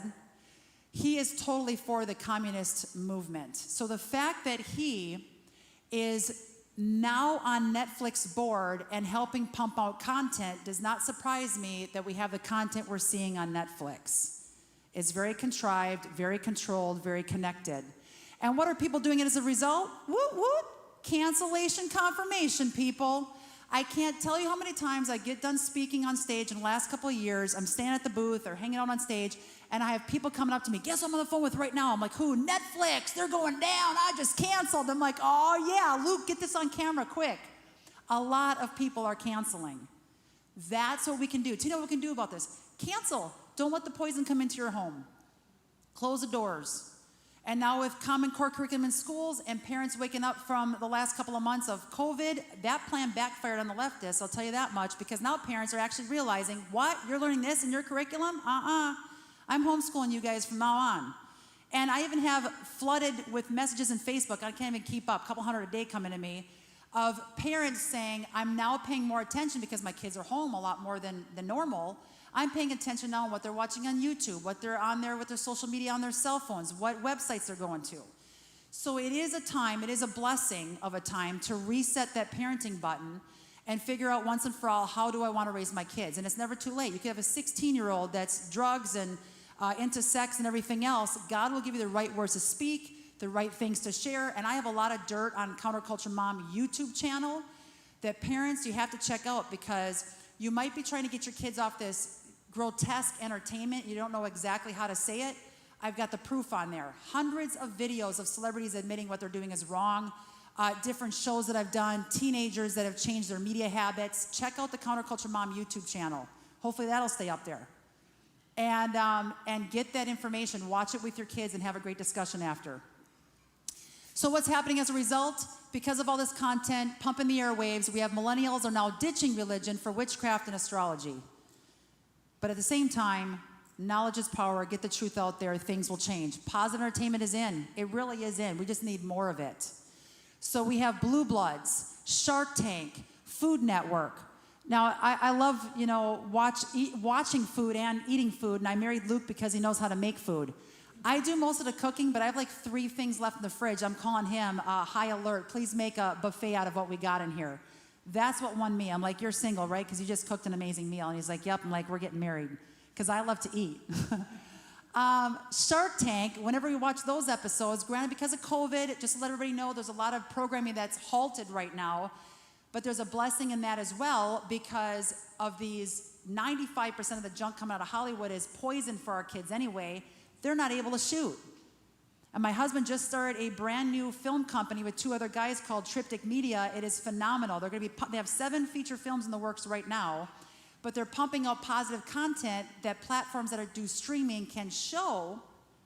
And the cool thing is people are going to be watching it because the junk from Hollywood is no longer going to be pumping out the junk because of COVID. Another way that this plan of action from the elites backfired. Oh yeah, let's see if I can get 3. Okay, so sportsmanship, leadership, teamwork, self-sacrifice, family values, creativity, innovation, all of it from these shows. Now, America's Got Talent, fun show. There's a couple of times where people are lost and need the Lord, forget to put some clothes on. They're a male trying to be a female. Just a couple of times where I'm like, kids, turn away, fast forward. But for the most part, it's been some really neat winners in the last couple of seasons, even young kids, 10, 11 years old with great talent. Little House on the Prairie, that never gets old. We have all the DVDs from like 1920. And we watch those with our kids. And it's just great, positive entertainment coming back in our home. Focus on the Family has Adventures of Odyssey, and there's so many. Counterculture Mom app and the guide by texting guide to the number 55444 will give you a lot of positive content to replace the junk that might be in your home. And I'm currently in the process of starting a pop culture purge, really cool ebook that's going to help parents go through the process of ditching the junk in their home. And I have a TV show series and about 10 other projects, but hopefully the rapture won't happen quite yet because I'm not quite done. But hopefully it'll happen sooner than later. Most followed female Instagram user with 146 million followers is Ariana Grande. God is a Woman. I just want to talk about this song for a minute. 2 thumbs down for the music. Back in 2018, I took this screenshot because I want to let America know in God is a Woman video, she literally is mocking Jesus by sitting where he sat at the supper table with all the disciples, and they're not honoring God, they're doing the exact opposite. Total blasphemy. Bottom left, Michelangelo painting with God reaching down to man. What did she do? I love this kind of stuff. I will go through the music videos, and at the very end, there was a shot that was rather quick. I rewinded it, paused it, and she had herself in that very same mock-up painting as if she is reaching down to a woman, as if she's God. Wild. She also gives a lot of her proceeds to Planned Parenthood.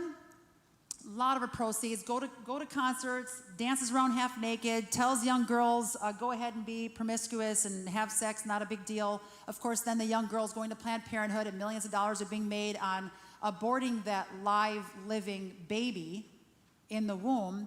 And she's even taking those proceeds from that young girl in the audience and giving it to Planned Parenthood. It's a nasty, evil process. Pray for Ariana. Not that she can't come to the Lord, but we just had Kanye West post this on social media. I cried at the thought of aborting my firstborn, and everyone was so concerned about me. I'm concerned for the world that feels you shouldn't cry about this subject. There are celebrities that are turning to Christ, and the impact that they can have on the globe is huge. So pick a celebrity, people tuning in, people in the audience tonight, pick a celebrity and pray for them. Forever, for every single day we've got left on the earth. Everybody pick a celebrity and pray for them. Because if we can get the celebrities saved and led to the Lord, which is why I even went out there to begin with, we can have a huge impact on the rest of the globe. The rock sign. I always wondered what this meant, so I did some research. A lot of celebs do the rock sign. This is an older picture of Kanye, so he has changed his ways. But I want to show you what it means because a lot of celebrities still flash it. They form a pyramid to show that the few rule the many. These people claim they're at the top of the power structure. They shape our worldview. Rihanna, Drake, Ellen, another shot of Drake. Tom Cruise, when I saw that, I'm like, come on, Tom, He's majorly into Scientology. And pray for him. And then we go back a little bit further, we got Hitler. Interesting. We have this symbol all over pop culture, album covers, t-shirts, magazine covers, CD album covers, all over. This sign is the Pledge of Allegiance to Satan. When it is given over the eye, it represents the eye of Lucifer, literally. And there are thousands of celebrities. In fact, I do this in a high school assembly. I'm surprised I still was able to, I'm just shocked. I'll get flooded with people saying, hey, here's some more dirt.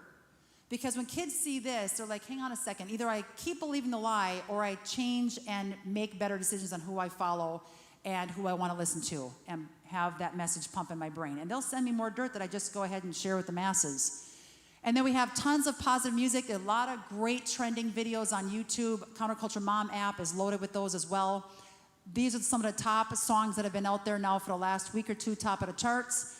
A lot of great music. Once again, the liberal side of our country, the mainstream media, don't promote the positive. But if you sit and listen to one negative song and figure out and tune into how you feel physically, and then you listen to a positive song and how you feel, if we can get these kids to switch over, it's like eating Cheetos for 21 days in a row. You have a heart attack, your arteries clog, and you collapse on the floor. You give them a couple of positive entertainment options and do a pop culture purge in your home, you will see a night and day difference because you're closing the door to any kind of satanic junk coming into your home. And now that we're in quarantine, it'll make the job even easier. They don't have outside influence. They're not going on the school bus. They're not inside the schools. Chance the Rapper goes on hiatus to study the Word of God. This is another lost celebrity in the pressure of the satanic agenda in Hollywood that said, you know what, I'm turning to God. And he had thousands of people tuning in on social media when he was reading the Word of God. I thought that was so cool. So we have to be praying for these people. How do you stay in contact with me? Well, connect for sure. Counterculturemom.com is the website. Download the Counterculture Mom app. We have a brand new app that launched 2 weeks ago. I love it, love it, love it. We're adding more content all the time to it. So, of course, middle of the night, Luke's like, would you go to bed? And I'm like, well, I have about 10 more things I want to add to the app. Can you get up now and put them in there before I forget? Pop culture alert notifications. That's my favorite section. We sent a survey out. A bunch of people responded. We had this app up now for 2 years. And all of the great content that we gathered from the survey of what they want in this app, we then put in the brand new app that just launched again the second time. There's booking info on there, school, church, camp, parent event, and now online events. If you want this actual show, Hollywood Exposed, text that, no spaces, to 55444. And then once again, text the word guide to 55444 to get all of the positive, top, clean content that we've done research over. So if you have to do a load of laundry for 45 minutes, you don't have to worry about some nasty commercial break in between some of these programs. Like, we've already filtered it, checked it out, and these are safe places to go. And if you know of some great spots that you and your family have already tried and love, send it over to us, info@counterculturemom.com. All that information is on our website, counterculturemom.com. And then we'll add it to our free parent media guide. We're always updating it. Here's a brand new app. A couple of quick features. We have pop culture alerts, a news feed. So if busy parents are like, I don't even know what news sources to trust, Tina, just where do we go? How do we look that up? I don't have a lot of time. Just tell us what's going on.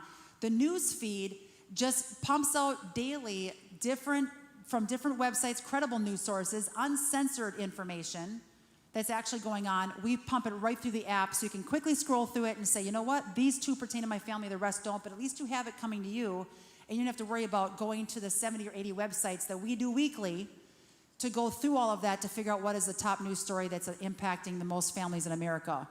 And then our pop culture alerts, I already shared about what that was with the current apps that are coming out, movies coming out, TV shows, magazines, books, both stuff you want to run from and stuff that you want to gravitate and grab and watch with your family.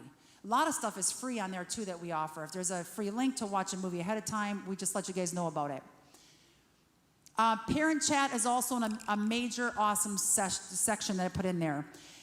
If there's certain people in a certain part of the country that have already helped pass a law or talk to their congressman about fighting whatever battle it is, or some school situation, or jump on a school board, or another, and there's people on the other side of the country that want that same thing to happen over there.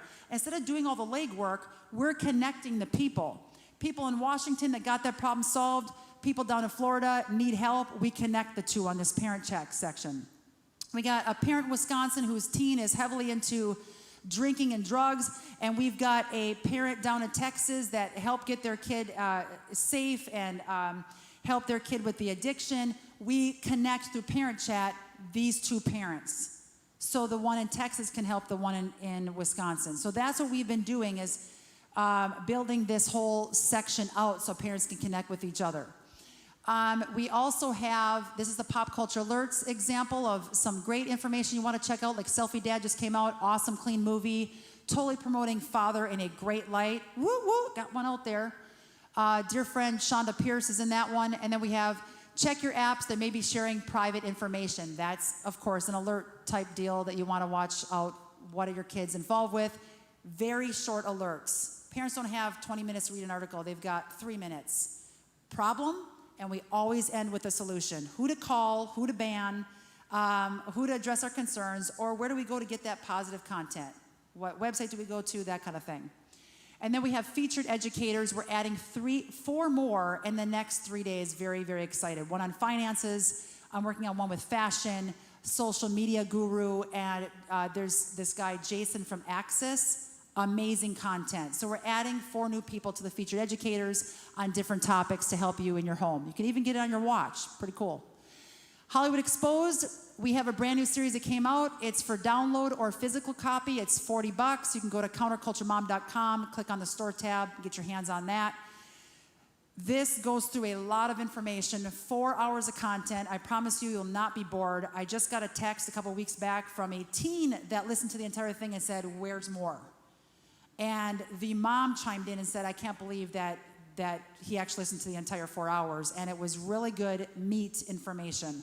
I don't do fluff. And I go into detail about what I witnessed firsthand by working on movie sets, celebrities I've witnessed, homes I went into, what I saw, jobs that I said no to and why, pedophiles that are currently in Hollywood. There's a lot of content happening that parents need to be aware of. And we have at our store on counterculturemom.com a brand new summer survival pack. This thing is awesome. It's $110 worth of goods for $69. I partner with Animo Bible verse game. They have a booster pack. It's a really cool card game that promotes scripture, and my kids love it. So I partner with them. You get the new 4 CD series in there, rock and roll DVD, the 3-hour DVD. You want to have someone over, your neighborhood kids over, have them watch that. That will change their life on the music industry and why it's so important to choose positive entertainment. There's celebrities in there admitting things that I just shared tonight. 3 hours long, great DVD. Parent chat book, Armed and Dangerous book, it's loaded. So check it out at the store. And if you want to be a part of this, we are a nonprofit. You can text donate to the number 55444. I don't take a dime from that comes in, either honorarium for speaking, or if it's money that comes in through a donation. It comes to our nonprofit through Capstone Legacy Foundation, and from there, I pay my staff of $50. I can tell you right now, I need about 5 more people on the team to do what we need to do. So right now, if you text donate to 55444, we will use it to grow our team, to get more content through the app into your home to help you out. There's a lot of things you can do with the talents that you've got. I just want to encourage you guys, ask God with the little time that we've got left, and I believe it's little, exactly what He wants you to do with the talents you were born with to make a difference. You're never too old. You're not too poor. God, if He gives you a vision, He is going to make a way for you to do exactly what He's called you to do. And honestly, right now, I want to get America back on track with morality, family structure, honoring our flag, honoring our soldiers, honoring our cops, honoring our president in office and our vice president. What do you think this flag stands for? Freedom. We have it. Every other nation wants it. And the communist agenda is to burn that down and destroy our country from within. And as long as I'm alive on this earth, and I know you in the audience and you watching from home, not on my watch. Not on my watch. I'm willing to die for the cause of Christ. I'm willing to die to get this country back on track. And if I die, I want my kids witnessing Mom did everything she could, Dad did everything he could to make a difference with the time that we have. We're all soldiers. We need to band together, not cause division, and not let the enemy win. We know God wins in the end. And if God is in us and we're a born-again believer, we need to get busy and get off the bench. And if you don't know the Lord, get to know the Lord. Find a friend who's a believer. Ask Jesus to come into your heart and mind. Admit you're a sinner. Repent. Our church needs to repent in America. That's where I'm at, willing to die for the cause. Thank you so much, you guys. Counterculturemom.com. Let's get out there and make a difference. Thank you, Tina. That was so powerful. We really appreciate you being here today. Thank you so much. Thank you. Thank you. There is such a need for positive media. Kids are starving for media every single day, and so we encourage you to go visit Counterculture Moms. And again, this whole program is being live streamed on Roku TV on the channel Taken. It's TACEN, which is also a Christian network that we encourage you to tune into. And again, to our online audience, don't forget to keep submitting your questions into the comments. We'll get to those after our last speaker here, and we'll have a panel with our 3 guest speakers today, and we can get to all those questions. We have one more speaker this evening, Braden Sorbo, who will be giving us insight into Generation Z, and then a panel to wrap things up with Curtis, Tina, and Braden. Before then, we have a short 15-minute break, so we'll see you soon. Thank you.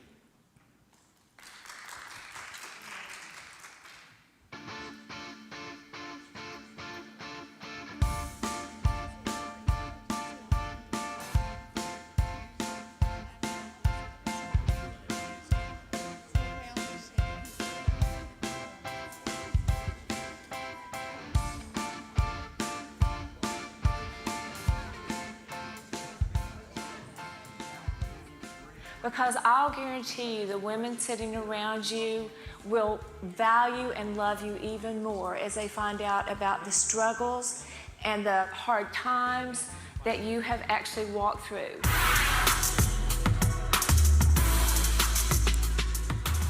Family, my grandma used to cook this every weekend. I brought this pre-seasoned because I had it marinated. And this, I think, is so important because as God's word says that we need to meditate on his word. And I look at these 2 words and see the similarity of it, of marinating and meditating, and meditate on his word. I believe that's where we find the peace and fulfillment at. Because you are just you're a walking testimony of what Christ wants us to do with our life. Thank you all so much, and God bless you all. I'm so grateful that the Lord leads me to help them. Sincerely, your sister in Christ, Sharon.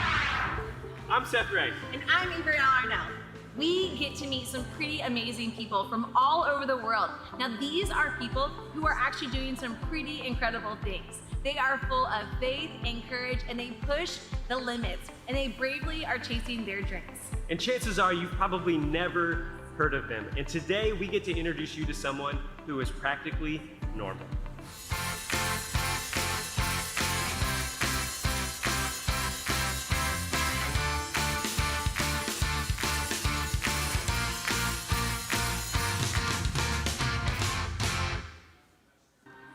There's nothing in this world more precious than a child. We treasure the immeasurable value and undeserved gift of children. God calls on all of us to protect the minds of our children from those who regard them as commodities. Marxist indoctrination, sex trafficking, and the enticement of the pop culture industry are crimes being committed against our children even as we speak. And that's why we are here. Would you join us in an effort to rescue them? Text the word rescuing to 50155 to donate any amount. Thank you.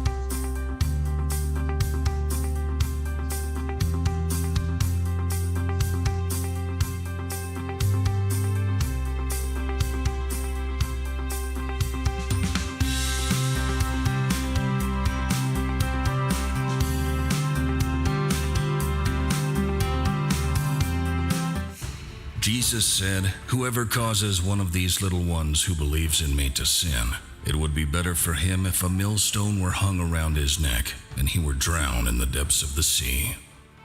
Florida Citizens Alliance proudly presents Rescuing Our Children 2020, a historic two-day event packed with amazing content designed to equip God's people with ways to protect our children from the evil that's spread across our nation and in our schools. These brilliant speakers have enthusiastically joined our rescue team and will be speaking at this year's event. We know that our schools are failing, and yet we're continuing to send our children into those schools. They're teaching our children that there are accidents of nature and that survival of the fittest is the law of the land, and then hypocritically telling them don't bully. The kids are supposed to think, well, who do we kill? And so now what happens? Well, my pastor said we shouldn't kill people. My mom said we shouldn't kill people. My Bible says we shouldn't kill people. But obviously the only moral solution here is to kill somebody for the greater good. And so what happens? The kids think, well, maybe there is a time and place for concentration camps, for killing babies, for killing old people, right? It destroys their understanding of biblical and moral absolutes. Or the schools that sow the seeds to normalize Satanism, pedophilia, and transgenderism. Where does it stop? We have video games today that I saw that just came out in the last several months where you have oral sex, graphic threesomes, strip club scenes, women dancing around poles. And these are video games marketed and purchased by 10, 11-year-old kids. It's not that hard. Once you get us on the right track, kids are able to go and do whatever, right? So we're very independent. People don't seem to realize that, which is what I kind of hope to bring into the spotlight. So that's what homeschooling's done for me. Teachers are now in crisis. Children are not learning. You know, it's not rocket science. If teachers and parents could just get back together and take care of the kids, and the teachers unions would get the heck out, everybody would be fine. And we must stand with courage, knowing that we are on the side of truth. We need to let our light shine. We cannot be afraid of the darkness, but we need to know it's going to cost me something.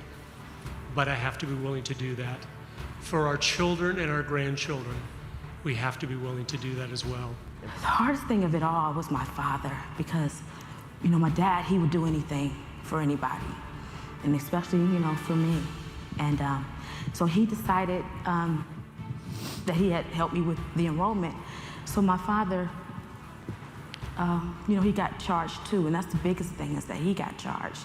And he fought against them so much that they gave him a year in the penitentiary, and he died. He never came home. So that is why I fight. And I fight for so many parents, because we're just moms and dads.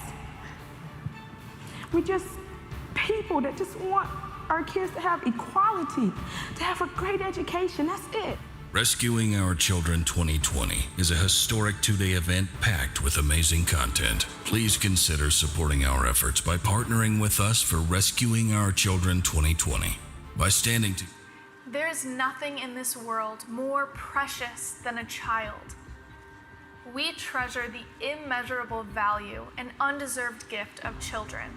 God calls on all of us to protect the minds of our children from those who regard them as commodities.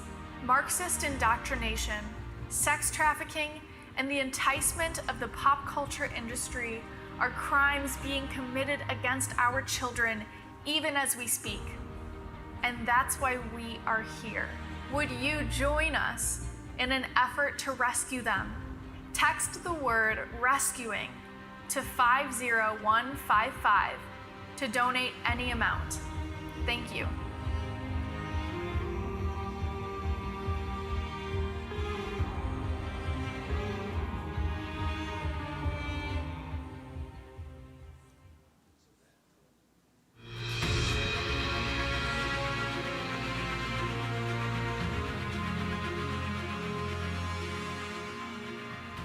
The First Amendment in the Bill of Rights was created to protect the heart and core of democracy: freedom of religion, speech, the press, and peaceful assembly. It states, Congress shall make no law respecting an establishment of religion or prohibiting the free exercise thereof, or abridging the freedom of speech or of the press, or the right of the people peaceably to assemble and to petition the government for a redress of grievances. In 1791, when this amendment was written, The Founding Fathers considered it to be one of the most critical elements of a truly representative government. It was evident and vital that the land of the free protect people's right to have a voice. George Washington wrote, "If freedom of speech is taken away, then dumb and silent we may be led, like sheep to the slaughter." This amendment has been debated throughout American history, but has maintained its position as a cornerstone of democracy. The Founding Fathers intended the role of government to protect our natural rights, and through establishing the rule of law, prevent people from hurting one another. The First Amendment continues to serve the American people, allowing citizens to express their valuable ideas, promoting democratic change, and inspiring healthy debate.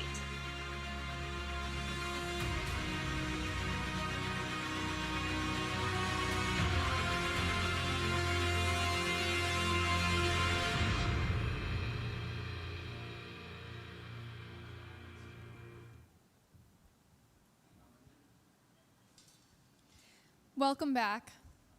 I hope you had a chance to stretch your legs and maybe grab... Welcome back.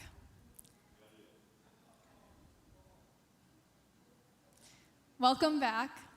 I hope you had a chance to stretch your legs and maybe grab a snack. Now, this next speaker I am very excited about. Last summer, we both attended a conference held by the Steamboat Institute in Colorado, where he spoke on a similar topic, and I know you're going to enjoy this. Braden's message is full of hope for Generation Z. Braden is a social media expert and influencer. He is the son of film actors and producers Sam and Kevin Sorbo, which, by the way, Sam Sorbo, his mother, will be speaking tomorrow at 2 p.m. Braden played the role of Gus Harkins in the movie Let There Be Light and was praised for his honest portrayal of the character. His interest in public speaking has led him to speak for various organizations, such as the Steamboat Institute in Colorado, where I first saw him, and the Education Policy Council in St. Louis. He is currently working on a book which views politics through the lens of a sarcastic teenager. Please help me welcome Braden Sorbo.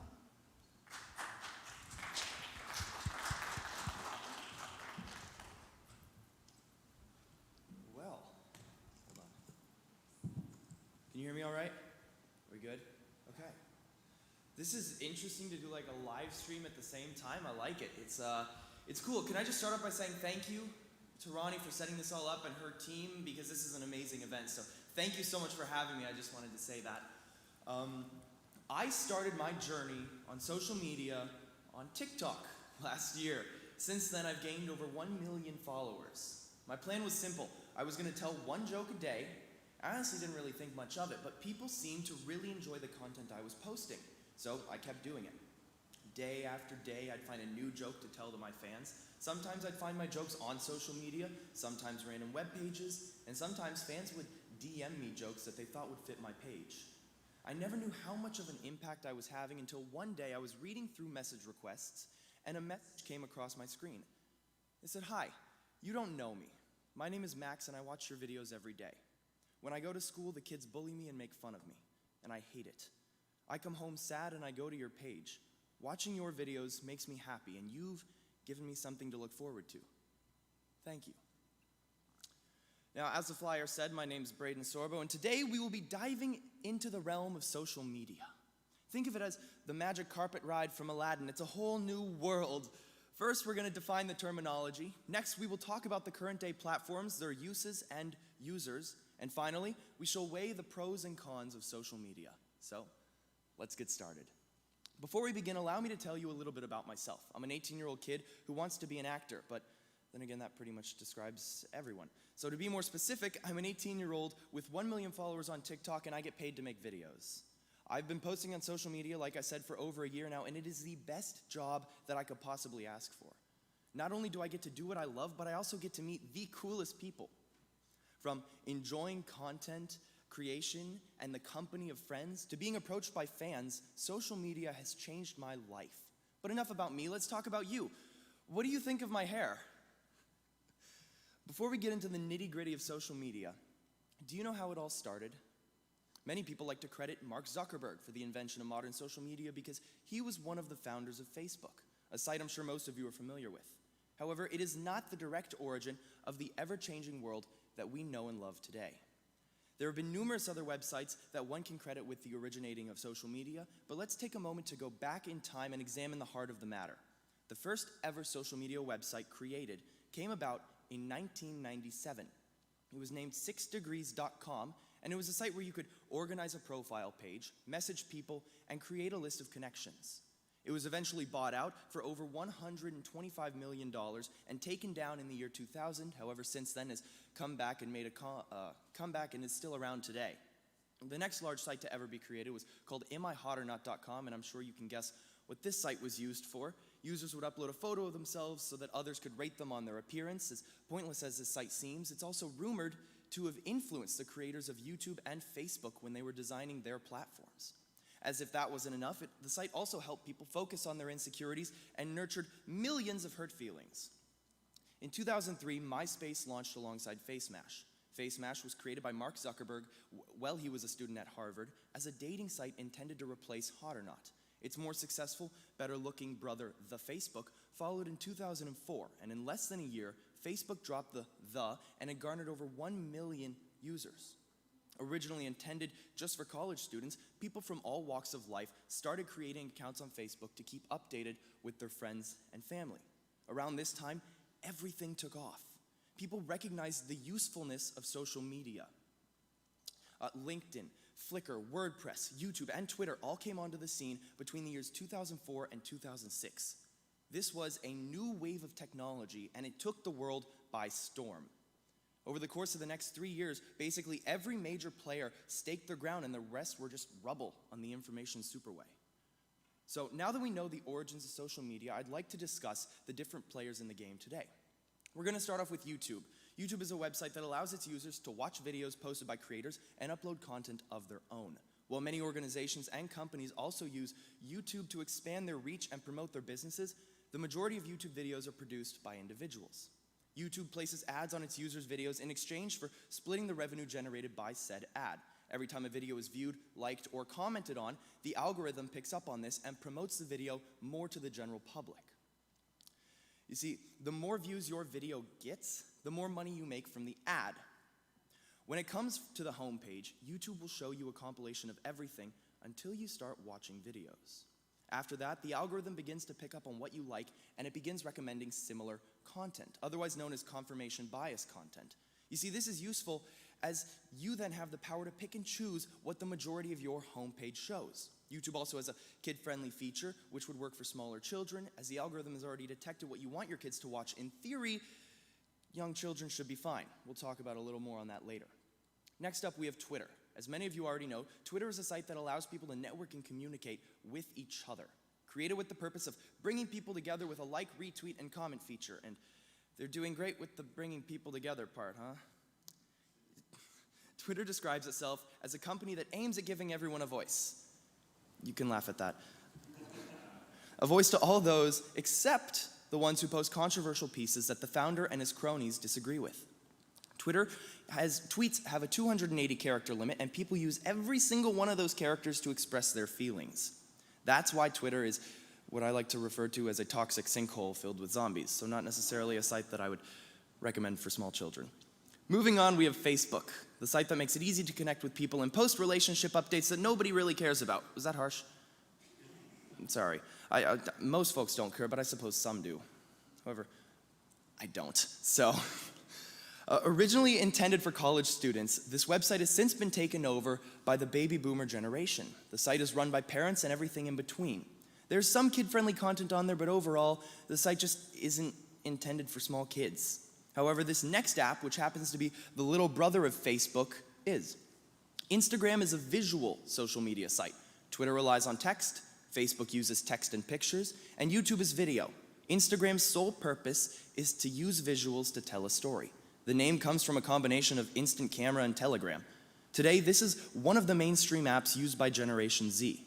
It requires little to no thought or attention span, so it kind of makes sense that this is what teens like. That was a joke. Sort of. Regardless, it's a great app. Aside from the shadow bans that occur, I would really recommend this to an audience of almost all ages, as you can filter what you want to see on your homepage by choosing who and what to follow. Now, this next app has taken over the world with over 80 million downloads in the United States and over 2 billion downloads worldwide. I'm sure you can already guess I'm talking about TikTok. I mean, we all saw it coming. This app has recently been featured on our news almost daily. The app specializes in giving users the ability to discover, create, and share videos. It's like a modern-day karaoke. It gives people an outlet to express how they feel through dancing, comedy, lip-syncing, and singing. However, if you have turned on a TV in the past month or so, you've seen everything going on with TikTok.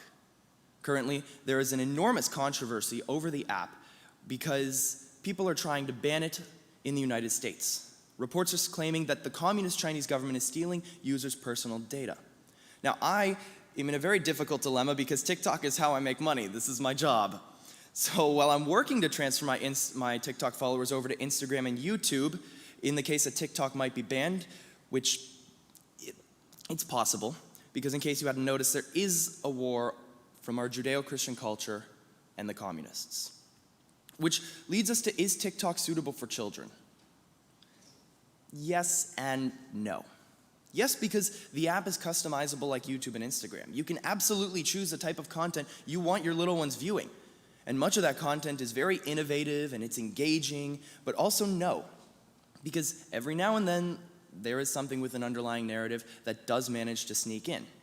And also because the CCP is stealing your data, maybe. Finally, that brings me to gaming. Now, many of you may not have been expecting this, but video games are their own form of social media. You have online multiplayer games with open lobbies to talk with both friends and complete strangers, which is just like messaging someone you don't know on Facebook or Instagram. I'd even argue that having a conversation with a stranger on Xbox Live is safer than over Instagram or Twitter because you cannot screenshot an Xbox voice chat. You are protected by a screen and a video game name. Some may argue that the anonymity allows people to be blatantly rude to each other, which is true. However, because these are strangers, their words fall on deaf ears, unless you're weak. Just kidding. The generation of kids who played open mic lobbies during the Xbox 360 years from 2010 to 14 are some of the most resilient people that I know today. Having withstood the scathing, scorching insults on the gaming platform, I will admit that I am a little bit biased when it comes to video games. So the idea is to protect yourself, right? That brings me to terminology. Social media terminology is its own beast, which is why it's important to learn what everything means. If we know what we're talking about, we can talk about it more confidently. Here is my personal list of the 5 most important social media terms you should add to your vocabulary. 1 is filter. Filter has 2 definitions. The first one is that filters are used by people to place over a photo on social media. No filters were created equal. Each one has a different overlay that can be placed on an image to change how they look and affect the picture. The second type of filter is what protects your eyes from what lies beneath the depths of the internet. This is what content must pass through before given the green light to go on the surface web. Number 2 is engagement. Engagement refers to any actions taken on your page by others' users. This can range from liking a picture, sharing a video, or even commenting on a post. The more engagement your post gets, the better it does. The third one is the algorithm. Now, the algorithm is the underlying system that keeps your posts relevant. It is how a website decides if you should go viral or not. The more engagement a post gets, the more likely it is that the algorithm will keep it afloat instead of letting it sink. Number 4 is impression. Impressions are the number of views a post has gotten. Every single time somebody views your pictures, the algorithm marks them down and checks it off as an impression. It's as simple as that. Now, final one, number 5, is my personal favorite. It's shadow ban. I am constantly the victim of it. If the algorithm detects that a post of yours might be somewhat controversial, it will take it down without actually deleting it. And that sounds a little bit confusing, so allow me to go in a little more depth. The original poster will still be able to see the video they posted as if it were up. However, other viewers won't. Keep this in mind when you're creating content. If you want it to be seen, trick the algorithm into showing it to as many people as possible to garner support. Once the algorithm realizes that some people think it's good, It will start showing it to others, and boom, you got a pretty good chance of going viral. So let's talk about the users. As we know, there are multiple platforms with multiple different age ranges. Each platform is tailored to a specific audience. Starting with YouTube, YouTube is a platform used by all ages, young and old. It doesn't really matter. Anyone and everyone posts videos of all kinds. It's really wonderful because YouTube has a teaching capacity. There's a young guy who taught himself astrophysics basically off of YouTube alone. I mean, geeks love this kind of stuff, and it's available for free. I mean, talk about the homeschool possibilities. So set a couple of content filters for your kids if you feel the need, and let it rip, because the world is their oyster and YouTube is the shell.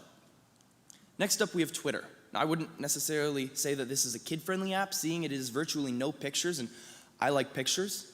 For the most part, kids would find this app boring.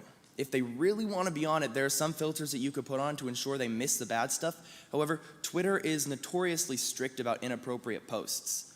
Just understand it's all in how you, or more or less they, define inappropriate, right? Facebook is pretty much 40 plus.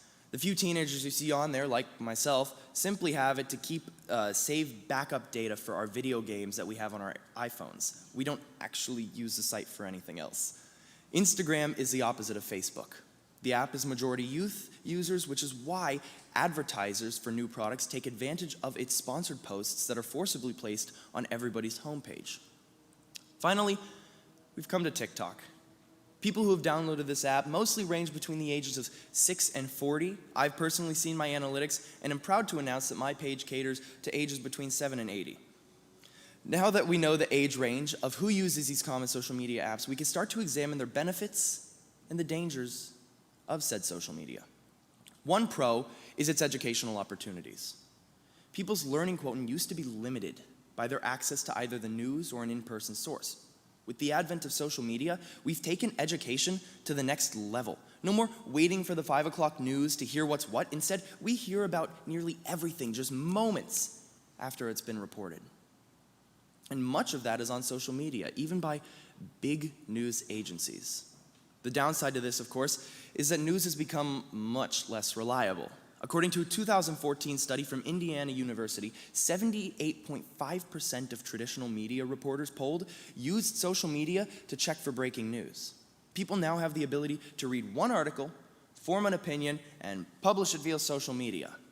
You see, this is good, but it's also detrimental because when news travels as fast as it does today, misleading information spreads like a wildfire. By the time the truth is revealed, it's often just too late to change people's minds. The damage is done, and confirmation bias has set in. And don't think that there aren't media outlets taking advantage of this, because a publisher can utilize the initial story to craft a headline he knows he might have to apologize for days later. Apologies are issued on page 12, very small at the bottom corner, or in a single tweet a week after the original article has been published, when no one cares anymore. So, why do 59% of students with access to the internet report that they use social media for discussing and researching educational topics? Because it works well. A school in Portland introduced a social media program where they taught their students how to properly use the web as a tool for learning. The school witnessed grades go up by over 50%.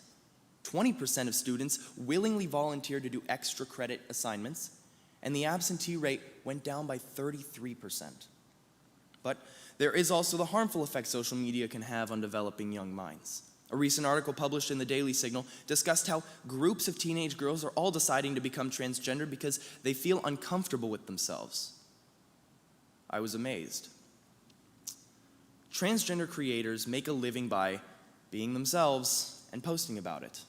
These teenage girls watch it, and they witness firsthand how the comment sections are flooded with loving and supporting messages, and think to themselves, how can I get some judgment-free praise too?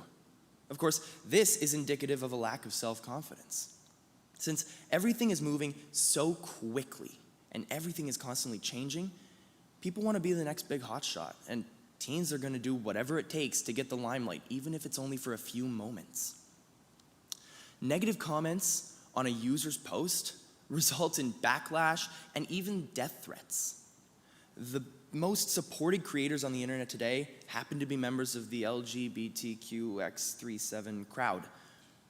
You know, the girls see the amount of admiration these creators get and want it for themselves. The best way to prevent your children from thinking that they have to change to be appreciated is simply to make sure that you're there for them and to offer them a strong identity in Christ. Also, homeschool, because government schools are forcing an agenda down the student's throat every single day. In fact, many teachers have decided to take it upon themselves to teach the students starting at kindergarten that the gender that they were assigned at birth by a doctor was by someone who didn't actually know any better, and that only they can decide for themselves and know for sure. Social media, if overused, can begin to replace real-world conversations, ultimately limiting the very social interactions it should be facilitating. And don't forget cyberbullying, one of the silliest things out there. Also, ironically, probably the easiest thing to prevent. Here's how you stop cyberbullying. Off. Who would have thunk? So what's the point? Right? Social media is a tool. It's like a hammer, and just like a hammer, it can be used to build or to destroy. This is how people make a living in today's world. It's simply another job. Just like people are paid to flip burgers, social media pays people to make movies or dance or just create content. A company reaches out to a creator with a large following and offers them money and or product in exchange for a post that features said product. The person accepts, makes the post, drives revenue to the company. It's a win-win. This is a new frontier for e-commerce. That being said, be careful what you post. And make sure you guard your children when it comes to their posts as well, because things can come back to bite you. Believe it or not, some people spend most of their days scouring the interwebs looking for old posts of powerful people. They then bring to life a racist tweet from 83 years ago, and that person's life is over because of our newly minted cancel culture. So it's always smart to check yourself before posting possibly harmful content. You see, social media is where people make friends and build relationships. I personally have made more friends through social media than I have in real life. But don't get me wrong, I've hung out with these people and we've met in real life as well. Social media simply creates an environment that can facilitate communication with anyone, anywhere. They make pen pals of the entire world. A 2018 Pew Research study found that 81% of teens aged 13 to 17 reported that social media helps them feel more connected to the people in their lives. And 68% of them said that using it makes them feel more supported in tough times. I mean, you guys can probably report that from using your own social media apps, right? Twitter, Facebook, anything that allows you to connect with people who you otherwise would not be able to. That's the point, though, with social media. Connection. I met my best friend 3 years ago playing Fortnite, which I highly recommend for any annoying little kids to get them off of the games I actually enjoy now. We got put into the same team and started talking over voice chat. We added each other on Xbox and didn't talk for about a year until I moved to New York. And then I was in the time zone closer to him. We started playing every single night and just talked about life. You know, now the guy who's offered me so much great advice and intelligent conversation is a 24-year-old kinesiologist from Newfoundland whom I befriended on Xbox 3 years ago. He's also a bartender, which might account for his conversational abilities. We've yet to meet in person, by the way, but I have found his friendship fantastic and his counsel just incredibly useful. So that is one impact of social media that is overwhelmingly positive. I've made plenty of friends in real life. School, church, parties, you name it. But social media, and with that I'm including gaming, has provided me new frontiers for discovering friendships. You know, people can be fake. Some people will always be liars and cheaters. That's simply how life is. Social media isn't an enhancer for this. It's just another avenue to discover the world, to bring it closer to you, for better or for worse. Social media is a tool used by good and bad people to do right and wrong. With the world constantly changing, social media has become crucial to everyday life. Musician James Bay once brilliantly said, "The internet is the Wild West of the world, where anybody can throw anything down. Everything can be as relevant as the next thing. It doesn't matter who posts it." The internet's the Wild West. And so it's important to recognize the fact and use it to your benefit. So how do you protect your children from the dangers of social media while letting them experience its incredible opportunities? Your children, grandchildren, anyone you may know may hate this, but there are apps that you can get which allow you to block specific sites, limit a user's time on the phone, etc.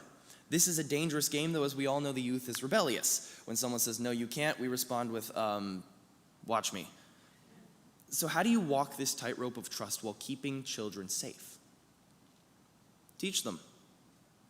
Instead of simply cutting a child off from specific sites, which would only heighten their curiosity, teach them why that site is wrong. Protect your families by explaining how social media works, what each individual site is used for, who uses it, the pros, the cons. For instance, my mother warned us, you can't unsee things, so be careful what links you click on. Having unlimited freedom on the internet may feel great. You are a pioneer in this vast area, going from town to town, seeing new things, meeting new people, exploring. However, as the wise Uncle Ben from Spider-Man once said, with great power comes great responsibility. When we are given a great power like the world at our fingertips, we must equally take on the responsibility thereof. Parents, if you allow your children to roam free without this understanding, you are burdening them too much. They can't handle it on their own. Either you take the responsibility yourself and you educate and supervise them, or figure out a way to keep them in bubble wrap for the rest of their lives. There are reasonable ways to protect while at the same time championing discovery. There are amazing ways to impact people like Max, the boy from the beginning of my story. As parents, it is your job to instill in children how to properly use social media, how to explore the Wild West without getting in a gunfight. You wouldn't send your child into a saloon unsupervised, so walk through the internet with them, discuss things with them, politics, religion, morality, talk about values and your discernment of what site they may be on. Talk about current events, involve them, like homeschool. On the screen here, if we can pull it up, I have some great pages that post educational content typically suitable for children. Take a picture. It's roughly worth 1/4 of this speech, 1,000 words. And with that being said, I believe we're going to be clearing off the stage for a Q&A, if I'm not mistaken. So my name is Braden Sorbo. I hope you've been writing down questions because I can talk a long, long time. And thank you.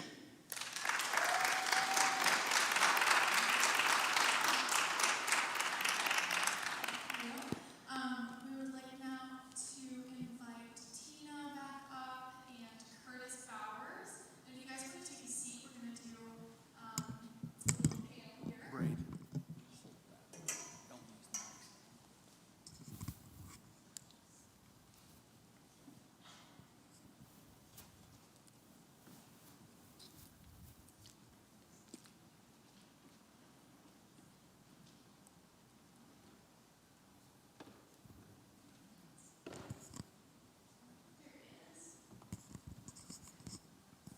I have a few questions of my own, but as they're answering these, if you guys in the audience have some questions, feel free to raise your hand and let me know, and I'll come around.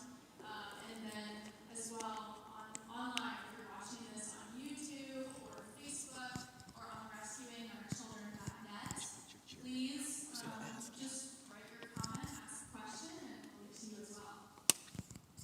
So thank you all for being here today.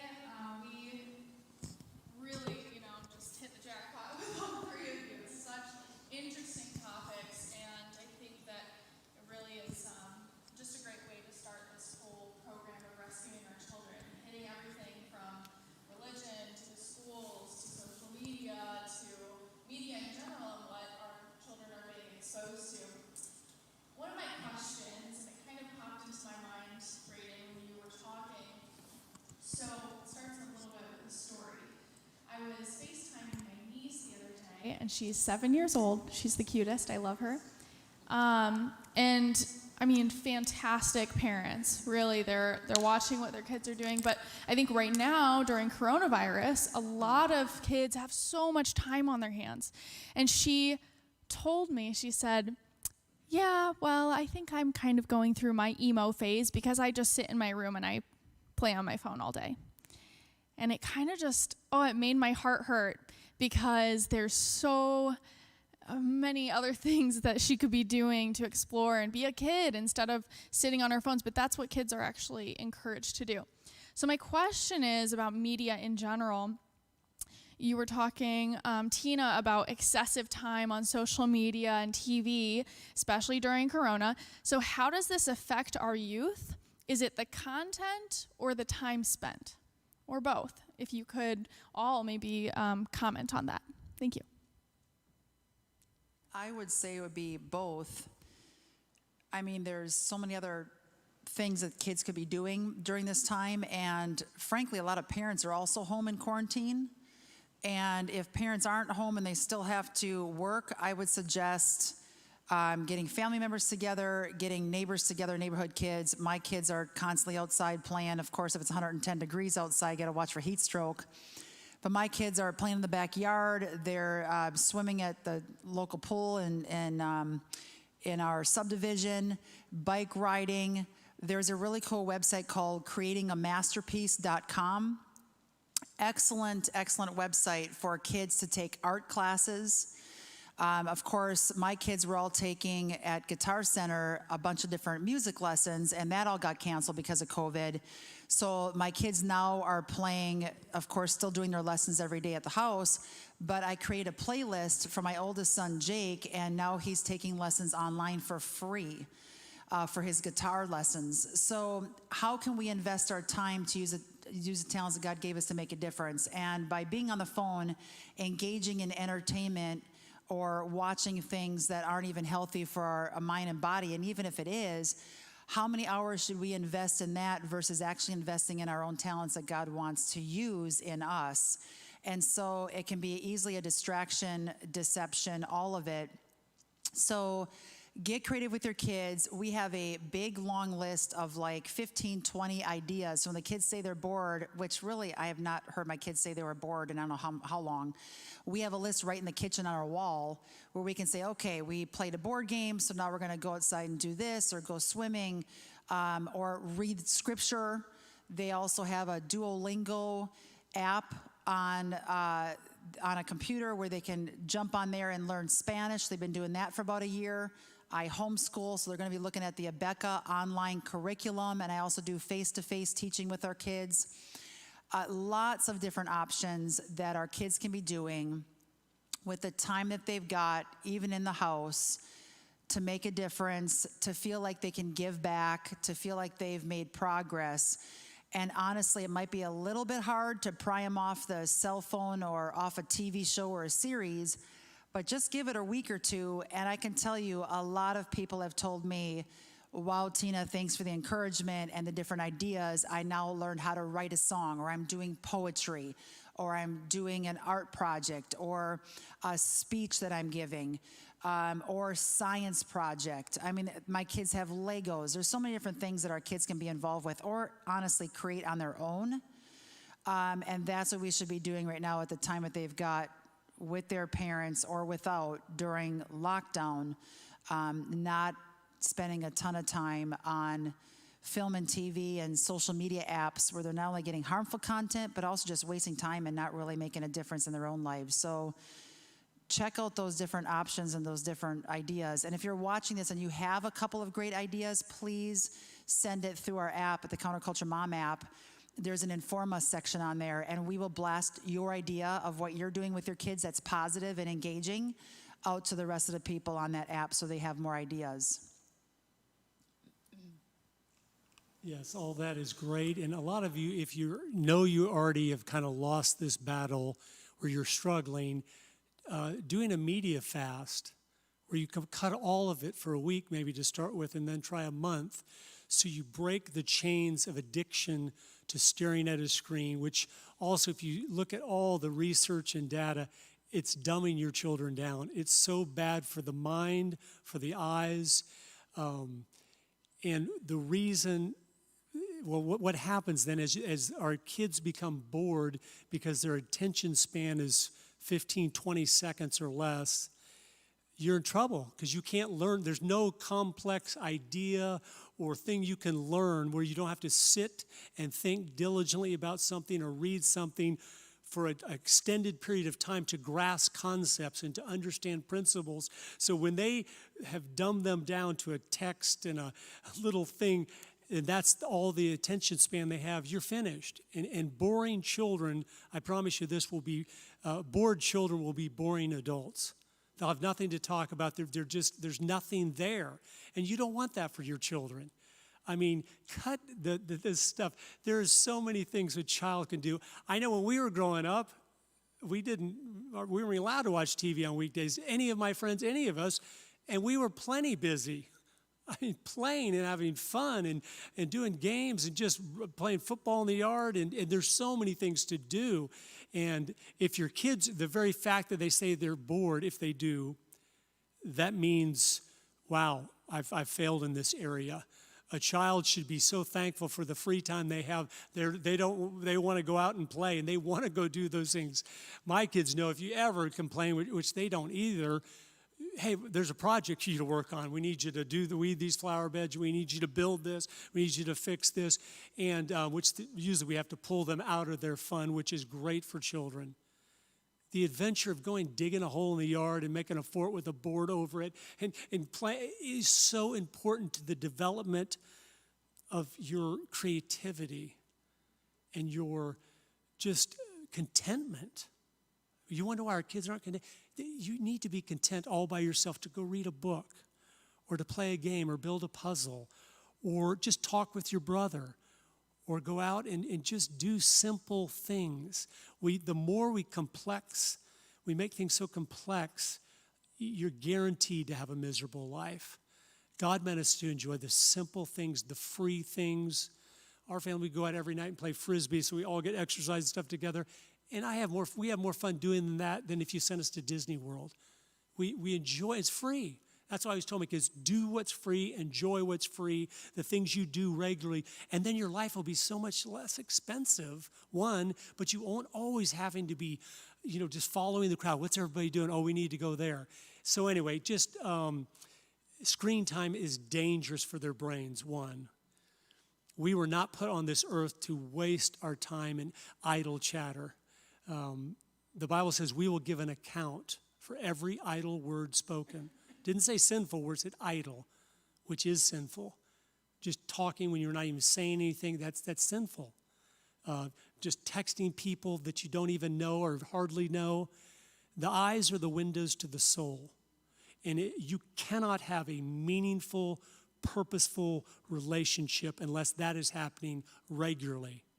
And if that is happening regularly, you don't have time to keep track of your 2,000 Facebook friends. Because real relationships take time and energy and sacrifice. And you can't even do more than a couple of those at a time. Because it's supposed to be so influential. And anyway, I think those things will help your children grow up and to be interesting people and content. And they will be good friends because they know what it takes to make a friendship. Yeah, that's all very good points, and I agree with a lot of what you guys said. I wanted to pile on with one more thing, that I like to think of little kids as dogs. That if you train them, you give them a treat for doing something right, and you discipline for doing something wrong. And I mean, maybe that's wrong to say, but I babysat kids for years. I was great at it, supposedly, so it's fine. But the way that I look at social media is it can be, if used properly, an excellent outlet and an excellent teacher. So when a parent is able to sit down with a child and go through with them the different kind of like outlets through social media and the different websites, and they're able to learn together, it's great. If a kid goes to a parent and says, "Mom, I'm bored," then that is a problem. As we all agree, that's not something that kids should never be bored. My brother taught himself engineering off of YouTube. We have boxes of Legos that are just mashed up pieces of different sets that we've compiled over the years, and he will sit down, and it used to be with a YouTube video. He would copy step by step the different like bricks that you would need to build a certain thing. Now he sits down, he builds a working pinball machine from scratch. And he goes and he shows it to his friends and does stuff like that. He got a 3D printer for a Christmas gift from the whole family and taught himself coding simply to print out 3D printed objects. So all that was done through YouTube videos on his computer. Now he prints out those little creations and sells them to his friends at his homeschool convention and makes a little profit off of it. So that would be one good benefit of social media that I've seen through YouTube and stuff. My sister is 14 years old and she taught herself how to draw. Now, I don't have patience whatsoever, but she, for some reason, is able to sit in her room for hours and meticulously jot down little lines and colors and to create beautiful caricatures of people and stuff like that. It's amazing. She's finally started posting on social media about it, and the support that she's receiving is insane because people yearn to see what others can create and then to try to replicate what they can create. We need more positive content out there than we do negative. Just like with your list of good movies and TV shows that combat Netflix's list of bad influential TV shows and movies. And I remember that sex education show. I turned on and I was shocked. I'd never expected anything like that on Netflix of all things, because that was a show, that was a company that you go on with your parents or something, you watch a movie with the family and stuff like that. And I just remember seeing that, and I would turn it off and I go, wow, that's crazy. That is what, someone had to pitch that. Someone had to walk into Netflix and go, this is what we do. And then people had to be cast for that. And they told these 17, 18-year-olds, this is what you're gonna be doing. And this is, it's all a product of the negativity that can come with social media. And with the negativity, we have to remember that there is positivity, and we need to combat the negativity with the positivity. We need to combat the darkness with the light. And so that's the benefit that social media can do, because as much as it is a megaphone for darkness, we could take the megaphone. It's withering on the vine. I mean, we're seeing it today with Kanye West coming out in support of Christ. Chance the Rapper, we're seeing all these big figures slowly coming to Christ. The megaphone that the darkness holds is slowly losing its grip. So we just need to take it back, and then we'll be able to combat it. When TikTok was going down, I'll say this and then I'll be done for the next thing. When TikTok was being shut down, there was a big threat of it 2 weeks ago, I think. Every single creator, including myself, told everyone, guys, it's been great. I'm so happy to have been making videos for you. I hope you've enjoyed the content. You could find me on these other social medias in case it gets shut down. And I was with my buddy Nate, who also, he's in the Army, and he does comedic style videos to make people laugh and have a good time. And he posted something similar. We both had a bunch of followers switch over to our Instagram and send us nice heartfelt messages. And the most important message that I remember receiving, and I didn't want to start my speech with this because it was just a little heavy, but this 14-year-old girl messaged me. She goes, my parents aren't there for me. No one's there for me. No one seems to care. I've already tried to commit suicide 3 times. I'm only 14 years old. Your videos have helped me realize that there's something to smile about every single day. So thank you for posting. And that's just, that was the biggest effect that I've had, I think, on someone through social media. And so that's why I'm such a big advocate of using it for good, you know? You hit a point there, just one more quick thought. I think the time involved we need to monitor, but when we're on it, to use it for God's glory, because that's where millions of young people are. So I think it's key that whatever talent you got, if you could share it on there, share your art, share your testimony, give great positive resources, it's key. The other thing, when you guys are both talking, and especially you taking me back to 1980, when I grew up as a kid on the farm, we were catching tadpoles in the back creek, and my parents were like, we don't want you getting into danger at someone else's house, either you wanting to get involved or something you're exposed to that you had no control over. Have everybody come over to our house. And so being farmers, my parents farmers right outside of Green Bay, I remember we'd pitch up some tents, and we had 300-acre farm, and we'd have tents pitched up. My girlfriends would come over. We have sometimes 10, 15 girls that would come on over, have a sleepover, bonfire, praise and worship music, youth group would come over. So right now during COVID, it's a good time, too, to get together and know our neighbors, because this is the first time I've seen 40 people jog past my front house door. I didn't even know that we had neighbors around. I saw the homes, never saw the people. Cookouts. There's a lot of stuff we can do right now with ministry, walking out our front door and taking 10 feet with our kids, teaching them how to be a witness for the Lord with our kids. Sometimes our kids convict us, and they'll start sharing about the Lord, and I'm like, man, I should have stepped in, but way to go, Jake. Yeah, I agree with what you said, being able to share this, God's ministry. And Braden, what you said about that 14-year-old girl who tried to commit suicide 3 times, that's what happens when you take God out of the classroom. That's what happens when you also take children away from their parents and tell them that their parents are wrong, their parents are stupid, their parents aren't experts, and and then they make up lies about homeschooling parents and that they're all crazy, but I'll be one of them, so it's okay. Tina, I have a question for you. So, debunking pop culture beauty, could you reveal the truth on proper body image or self-respect and just talk about that? Yes. I think that a majority of Hollywood is pushing the pornography, and a lot of celebrities are dressing in an immodest fashion. Of course, a lot of girls emulate and look up to these pop culture women and think they have to dress a certain way in order to be accepted. And the sad thing is, you have celebrities over the years that wish they would have made better choices. Britney Spears, I remember 10 years ago, halfway through my speaking deal, she had a lot of regrets about, she was with Justin Timberlake back in the day, saying, I wish I wouldn't have dressed provocatively and had premarital sex. I really want to wait till my wedding night. You hardly hear those words on major news sources. You have a lot of young girls that are posing and dressing immodestly that don't want to even be looking like that, but they're being forced. And you have a lot of millions of fans thinking that they have to dress a certain way in order to fit in and be trendy. So all I have to say with that is, parents, teach your girls that their image, their body is made by God for God's use, and the guys that one guy that they really want to attract is when they're ready to get married. And if the guy falls in love with who they are as a person, with their personality and their drive and goals that God's given them and the mission that they're on, not what they're flashing on the outside, you've got yourself a keeper. Because if a guy is going to fall for you with what you show on the outside and how much body parts is exposed, who's to say he's not going to drop you for somebody else 3 weeks later that's exposing more?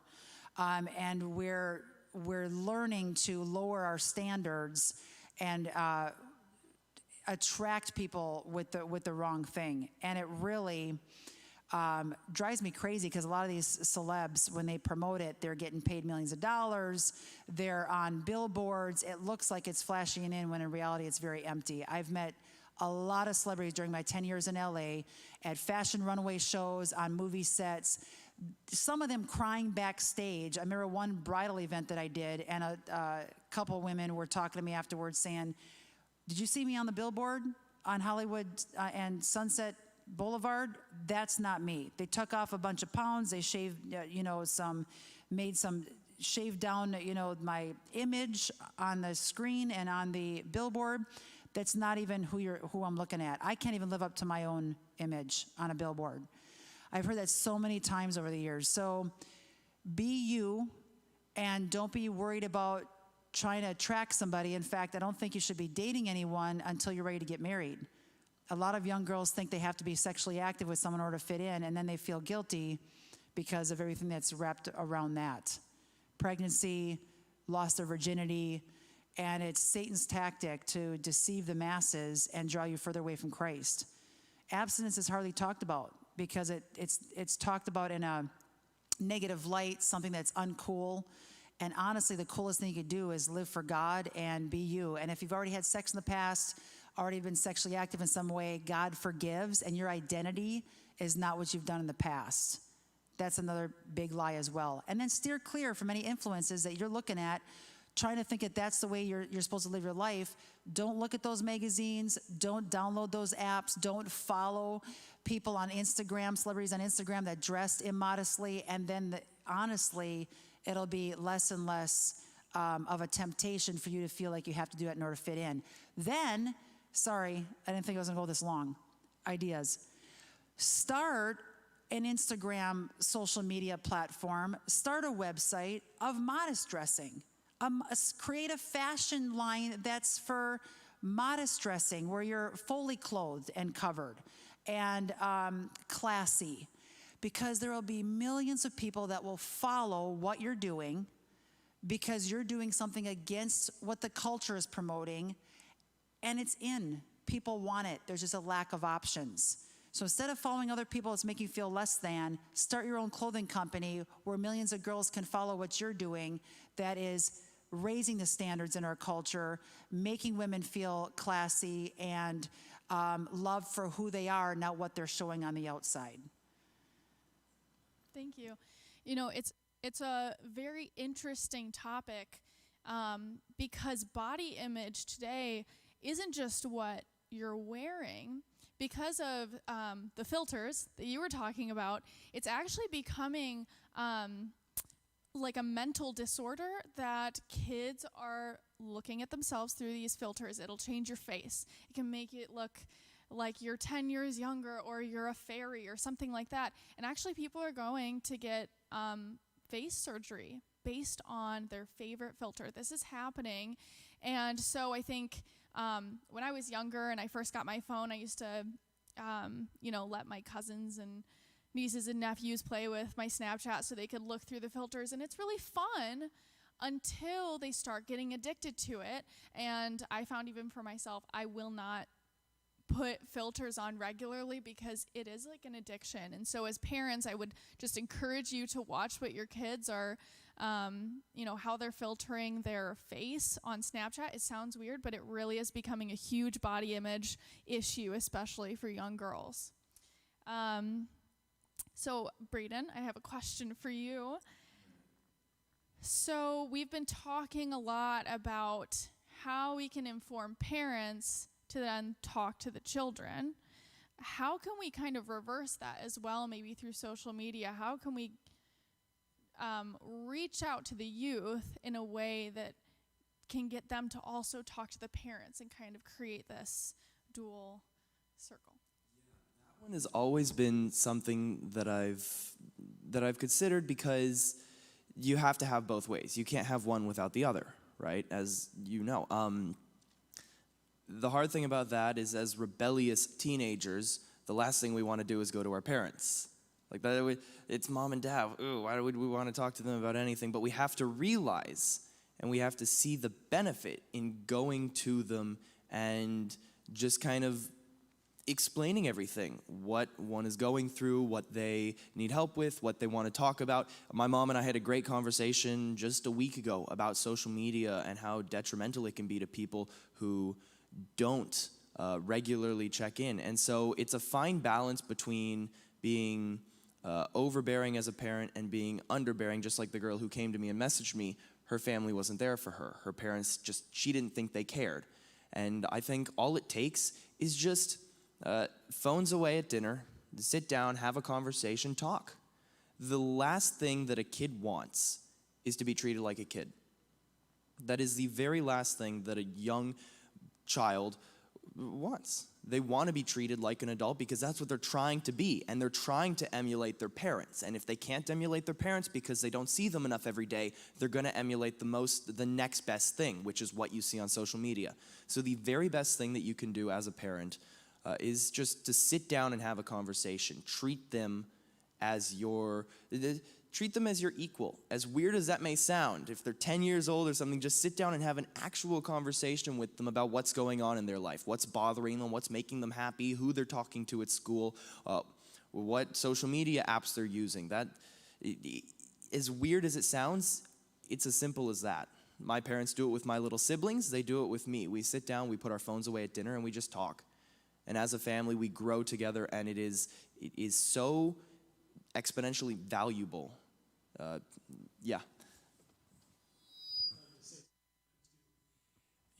parents, if you think you can build a good relationship with your children by just living in the same home with them, you're kidding yourself.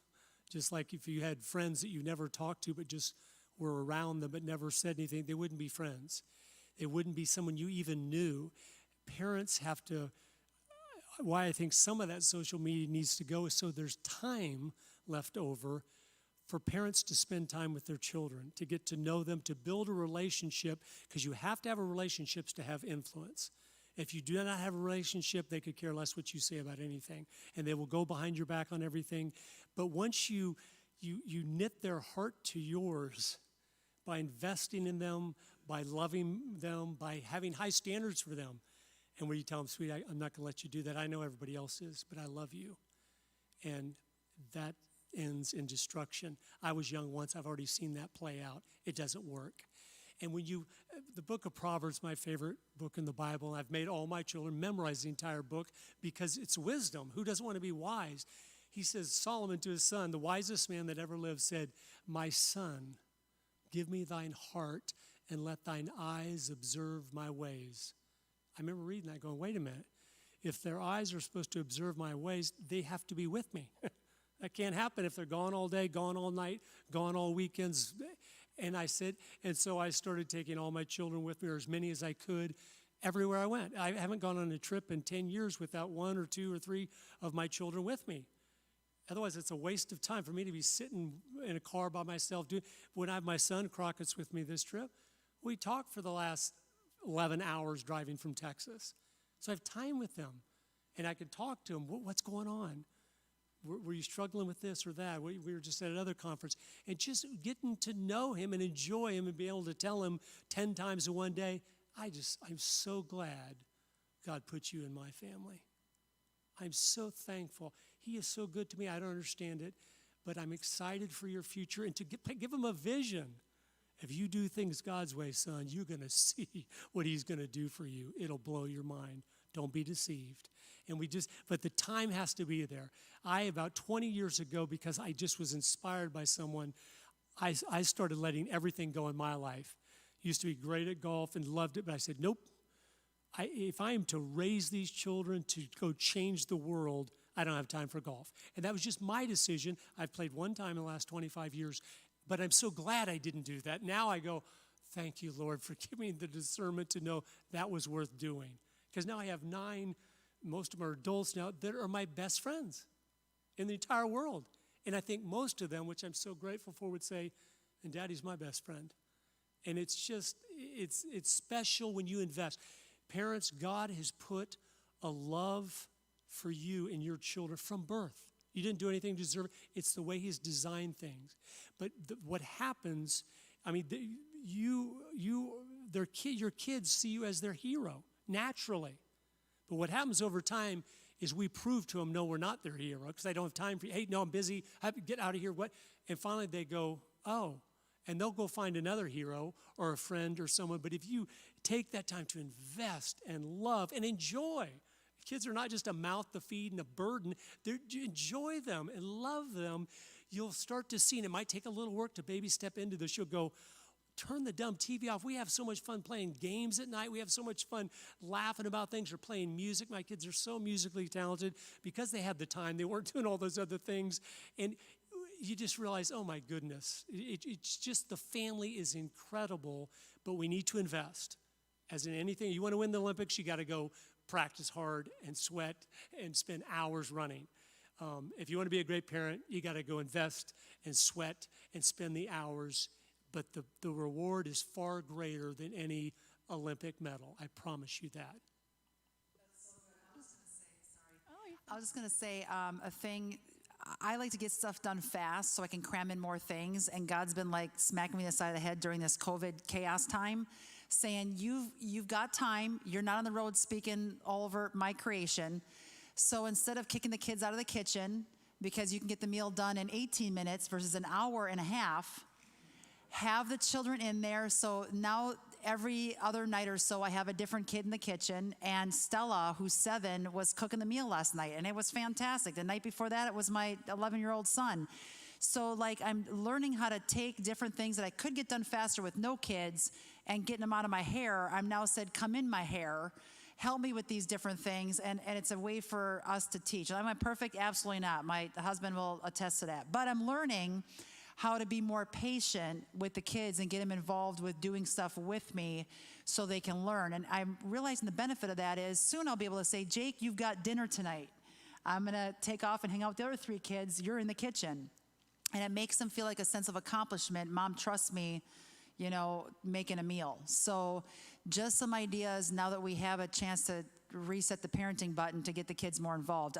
You guys are getting me so fired up, everything you're saying. So get creative on what you can do with the family, with the kids. Thank you. Yeah, that kind of triggered something with me too. I am the 8th of 10 children, so big family too. My mom and dad are so awesome, and they've really been involved in our education. I think as the 8th, being one of the youngest, I was able to learn through conversation, dinner conversation, listening to my older siblings debate and talk with my parents. And parents come to us all the time wondering, where, can I find more about Common Core? Where can I find more about what's going on in the school? You can find it out from the best resource, which is your kid who's experiencing all of it. Because even though I was a very angsty teenager and, didn't want to talk to my mom, but I did. I love talking to my mom, but I just we all put up this front, kind of. Well, she picked me up every day after school and would let me ramble all the way from first period to the last period and tell her everything that I learned. And if she wouldn't have let me do that, she wouldn't have ever found out what was going on in the school system. So it's super important. Listen to your kids because they want to talk to you and tell you what's going on. And you have a question, Rebecca? Here, I'll give you this. So Curtis, you were talking about the 45 goals of the Communist Party, and all of them are disturbing. But there's one where they talk about how they want to convince everybody that they're mentally ill. And so I would like for you or any of you to address that, because what I'm noticing as a public school teacher, I see that constantly. Every kid has ADHD and we're going to put him on drugs and make him a little girl. And every kid has some mental illness or they're OCD. We're taking their amazing talents and gifts and turning them into something negative. So I just would like to hear you address that, because I've seen the church buy into it, and I have personally know a lot of people who are convinced that their children are mentally ill. And I think it's quite disturbing, because God says that we're not, that our minds are I can't remember the scripture, but anyway, it's not true. Thanks. Thank you. Well, I truly believe every healthy young boy has ADHD, ADD, triple D, whatever. God did not intend for a little boy to sit in a chair for 8 hours a day. The entire system is designed for girls, and therefore they have to feminize the boys, they have to drug the boys so they'll be more like girls. And they've written papers on this, 30s, 40s, 50s, 60s. If we could get everyone, all men, to think like women, then we could have a peaceful world. And they're under this illusion that if men are gone, which they're right on one hand, then they will be able to dominate so much easier. And they will. They're scared of a strong, healthy man that has courage, that is purpose, they're scared to death. So that's what it is. I mean, it's wrong. It's just not right. No little boy should be able to. And if he is, then you're like, okay, there's a problem. He must be watching too much TV at home, where he's used to just sitting there doing nothing. He's practiced that so much he can do it. Because no little boy, I have 6 boys. Not one of them can do it. We have to take a break after an hour. For an hour break, go outside. I want 100 push-ups, 100 sit-ups, 100 pull-ups, and I want you to take two laps around the pond, and then come back and we'll do the next thing. And so that's the way God designed them. So when we set a system up that is against them, you're going to just have problem after problem after problem. And these sweet little boys, there's just so many, it just breaks your heart. They're being lied to, first of all, about who they are. Well, you might not be a little boy. All this evil, that you would pervert the mind of a child. The Bible says it'd be better to have a millstone tied around your neck and to jump in the ocean. But that's what's happening. And they're drugging them. And then, so of course, you've been drugged through school to get into recreational drugs. Of course, it's a logical thing because you're not used to having your mind feel normal. So that's the norm of just slightly being off.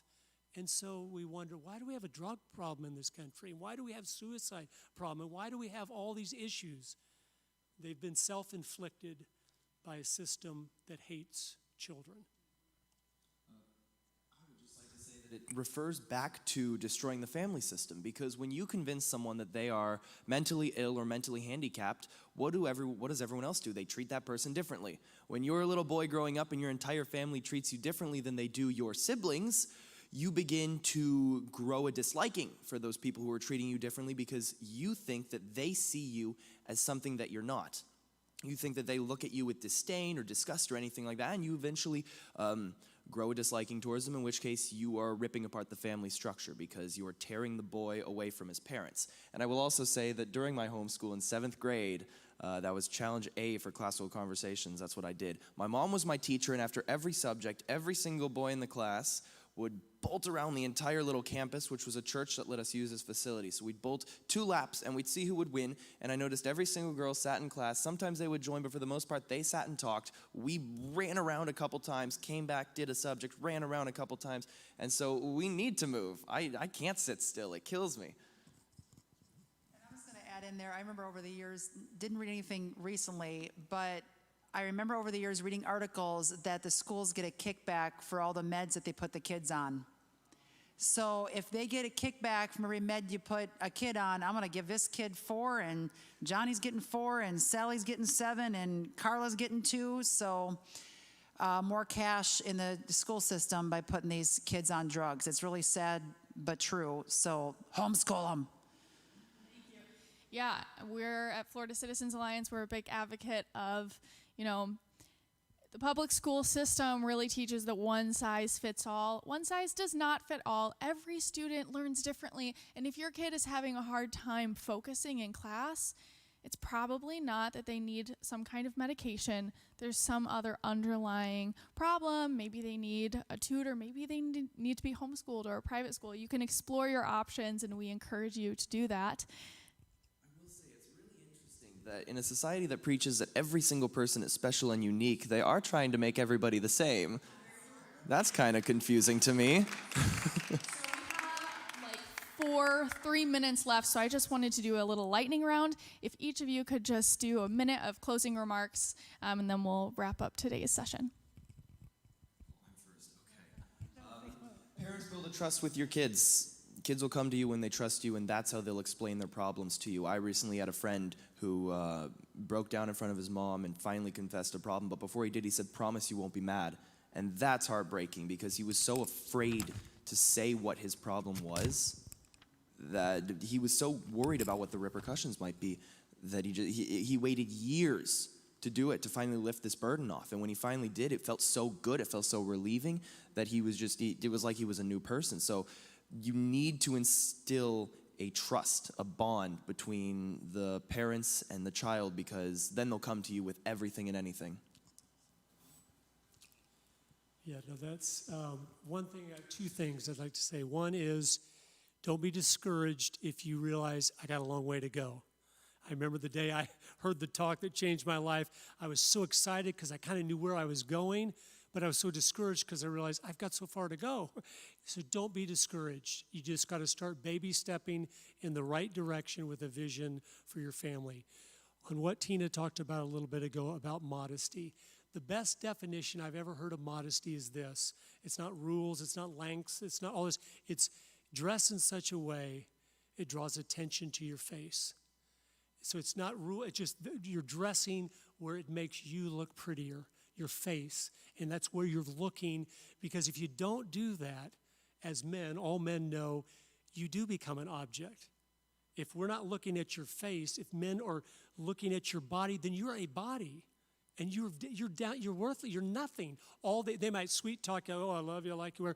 They just want the body because that's what you drew them to. And men are just evil, ladies, if you haven't figured that out yet. In their heart, they can be so evil to use you and lie to you to get what they want. So don't do that. And when you dress in such a way that it makes your face look beautiful, and that's who you really are, and your eyes are the windows to your soul, you're going to attract the right kind of guy that looked at you and said, that girl's so nice and kind, and yes, she's cute too, but I just enjoyed talking to her. They enjoyed you for the right reasons, not to manipulate you and deceive you and to use you. So I just want to encourage you that because our culture wants to use all women. Well, I think I'm done. Just kidding. I think the thing that's rolling through my mind right now is if you're watching this and you're not sure if we're speaking the truth, or you don't agree with something we have to say, or you think that what we're saying isn't correct, what's going on in our culture today is there's a lot of name calling, there's a lot of slander, there's a lot of death threats, there's a lot of hate. None of us want to share inaccurate information to get death threats. We're all trying to help, like the whole conference, all the speakers for the next 48 hours are trying to get the truth out there because we care about you. So do the research. Don't spend time slandering people that are saying an opposite message of what you're used to. Do the research, dig in deep. If we're saying something that's challenging your train of thought, dig in, look up some information, probably not on Google. Read some books. Check out what we're saying. I mean, check out our websites, go to our social media platforms, but start digging in, because I can tell you 27 years ago when I got my first videotape, VHS, going way back, on Clinton Chronicles, I'll just say that it opened my eyes, and it was a journey for the last 3 decades of learning what God wanted to share with me. And God will show you the truth. He's not going to tell you dig in deep and then not give you clarity. He's not going to tell you pray and not answer prayer. He's not going to tell you take 2 steps forward in your ministry and here's where I want you to go and then not fund it. God's going to give you vision. He's going to give you truth, but we have to dig in deep to the Word of God. And if we find something challenging, I just ask you, do the research before you blast somebody that might be saying something opposite of what you believe. We care about you. We're here because we want you to go to heaven. We want you to have a relationship with the Lord Jesus Christ, and we want you to be on the right path and the right direction. So dig in deep like we have and help us and give us knowledge if we're missing something so we can be on this road together in the right direction, because Christ is right around the corner. Thank you. We have a live stream question. I'm sorry? We have a live stream question. Okay. From Rescuing Our Children. Are there any homeschooling programs where the parent does not have to be the teacher? Mm-hmm. Yes, there are. Yeah. Mm-hmm. Yeah, do you want to just mention those real quick and then we'll... And typically a parent chooses to be a tutor. It's a once-a-week homeschooling program where the kids will get together at a church or facility that lends its building space for that one day. And the only thing is, as for all the years that I did it, my mom was a teacher for my 7th grade year and my senior year. Every single other year, all she did was give my siblings and I a checklist, said, go get it done. And kids are sufficient. When you put the trust in your kids to do it and say, here's your checklist, you do this, and you get an hour of games, kids will do it. It's a pretty good motivator. Find what they like, talk to them, develop that trust, and you're golden. And in doing it like that, where you're self-motivating them, you're preparing them for the future. All the rest of life, you don't have a teacher standing over you. Did you do your stuff? Did you do your stuff? You either did it or you didn't. And that's one of my favorite things about homeschooling is it teaches the children to be independent, to be responsible, and to get the job done. Because, like he was saying, then you're free. Here's your stuff for the day. If you're done in 3 hours, you're done. Then you can go play the piano. You can go outside and play football. You can go swim and do whatever. And so you're teaching them to see the benefit of being productive, see the benefit of being disciplined, seeing the benefit of those things. It's not like the school system where you're here for 7 hours whether you like it or not. I used to be a high school math teacher, so I know the system. And it's so ineffective. When I started homeschooling at the beginning, after having been a teacher, I was shocked when my kids would get the entire curriculum done in 2.5 hours. I'm like, well, something's wrong here. And I realized, no, they're going through the entire books. They're doing everything. There's just no wasted time of taking roll, handing back papers, telling people to be quiet, sit down, shut up, do all the things, the wasted time, and then between classes and PE and recess, just all the things. And so again, it doesn't teach them to be bored. You were talking earlier about a lot of kids that just aren't doing it. A lot of them are just not doing it in school and having trouble because they are so bored. I was so bored, I struggled to make C's because it was so boring. I wanted to do something with my life and just sit there and have to review the thing again and review the thing again. It wears you out, where you finally unplug and just like, what I start drawing, doodling on my paper, whatever. And I know so many of my friends were like that. So that's why I couldn't stand school because it was so boring. Well, homeschool does now. You can get, I've had kids that graduated 3 or 4 years early. They're 15. I go, if you're done with everything, okay, go start your business. It's time. The point of education is not to waste your time. It's to teach you what you need for life. No, and if I encourage my boys, get married young so you can have lots of children, so you can enjoy the wife of your youth. But you got to be a man then to do that. And you'd be able to provide for her and protect her and to take care of her. And so they seem to get that at a young age. Okay. And so they're busy, getting ready to do that soon because it's important to them. They realize family's everything. And that's what we want. And I said, well, here's how you get there. And so we got to instill a vision and motivate them, and they have so much potential. I was going to say to the person asking that question, and possibly thousands of other parents asking the same question, can you find a curriculum where you don't have to be involved? Why do you not want to be involved? Because I can, if it's because of time crunch or you have a job, I get that. Then you could always do a co-op. You teach some of the classes throughout the week and then have a neighbor across the street teach some classes. Mine was, there's no way I'm going to do homeschooling because I am not a patient person. I want to save America and millions of other kids. And then God's like, and not save your own. Like, don't put your own kids on the altar for the sake of America's kids, because you can't be counterculture mom and share your expertise if you're not doing it yourself.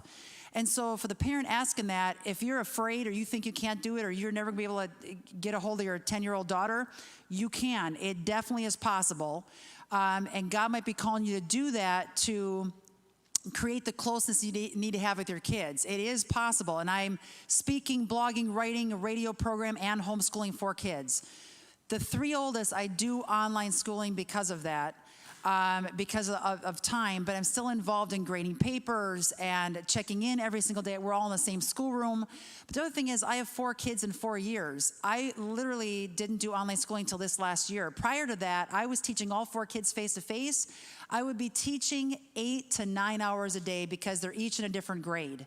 Yes, you can pound them out in 2, 3. I don't know how you did it. You'd be teaching around the clock. So each grade is different. So online, Abeka is what I use, and I love it, but there's a lot of great homeschooling options. Greater Homeschool Convention, they have a great website. Teach Them Diligently, they have a great website for tons of resources, tons of curriculum options that you can get involved with. And Sam Sorbo, your mom, is speaking tomorrow on her homeschooling journey. She has books out there as well that is fantastic about different options for homeschooling. So definitely possible. Like one of my dear friends says, the worst day of homeschooling will always be better than the best day in a public school. And I'll also give another shout out to a great online classical academy. It's called Freedom Project Academy. You can, basically they have online teachers that you're live talking back and forth to. My little sisters did that for a year, and they were definitely very challenged with that. They loved it. So thank you again, all of you, for tuning in with us today. Our agenda for tomorrow is similarly packed with extraordinary speakers such as Sam Sorbo, retired chaplain E. Ray Moore, Alex Newman, Rebecca Friedrichs, who was actually featured on Glenn Beck this past Thursday morning, if you were listening, and many more. We strongly encourage and invite you to share this program tonight with your friends and family. We will begin tomorrow at 8 a.m. with a special treat. And now I invite our pastor to close with a closing prayer.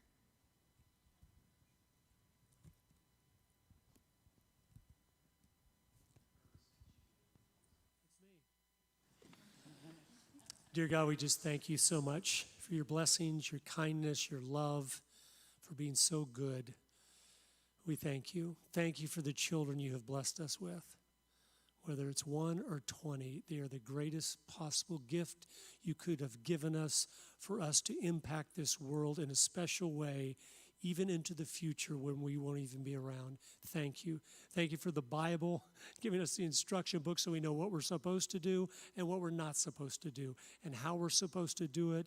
And just thank you for that. Please help the people that are listening to be able to catch a vision and an understanding of their role as parents and their role as children and students, and that you'll just inspire us all to do it the very best way possible. And just use us to influence this world and be a bright light in so much darkness. And we love you. In Jesus' name, amen. There is nothing in this world more precious than a child. We treasure the immeasurable value and undeserved gift of children. God calls on all of us to protect the minds of our children from those who regard them as commodities. Marxist indoctrination, sex trafficking, and the enticement of the pop culture industry are crimes being committed against our children even as we speak. And that's why we are here. Would you join us in an effort to rescue them? Text the word rescuing to 50155 to donate any amount. Thank you.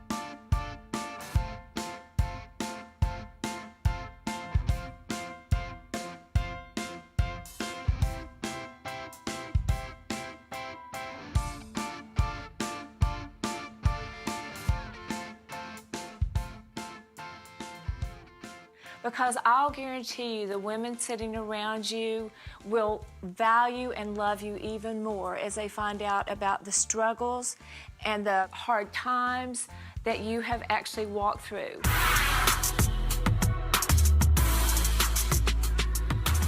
Family, my grandma used to cook this every weekend. I brought this pre-seasoned in because I had it marinated. And this, I think, is so important because as God's word says that we need to meditate on his word. And I look at these two words and see the similarity of it, of marinating and meditating, and meditate on his word. I believe that's where we find the peace and fulfillment at. Because you are just you're a walking testimony of what Christ wants us to do with our life. Thank you all so much, and God bless you all. I'm so grateful that the Lord leads me to help them. Sincerely, your sister in Christ, Sharon. I'm Seth Ray. And I'm Avery Arnell.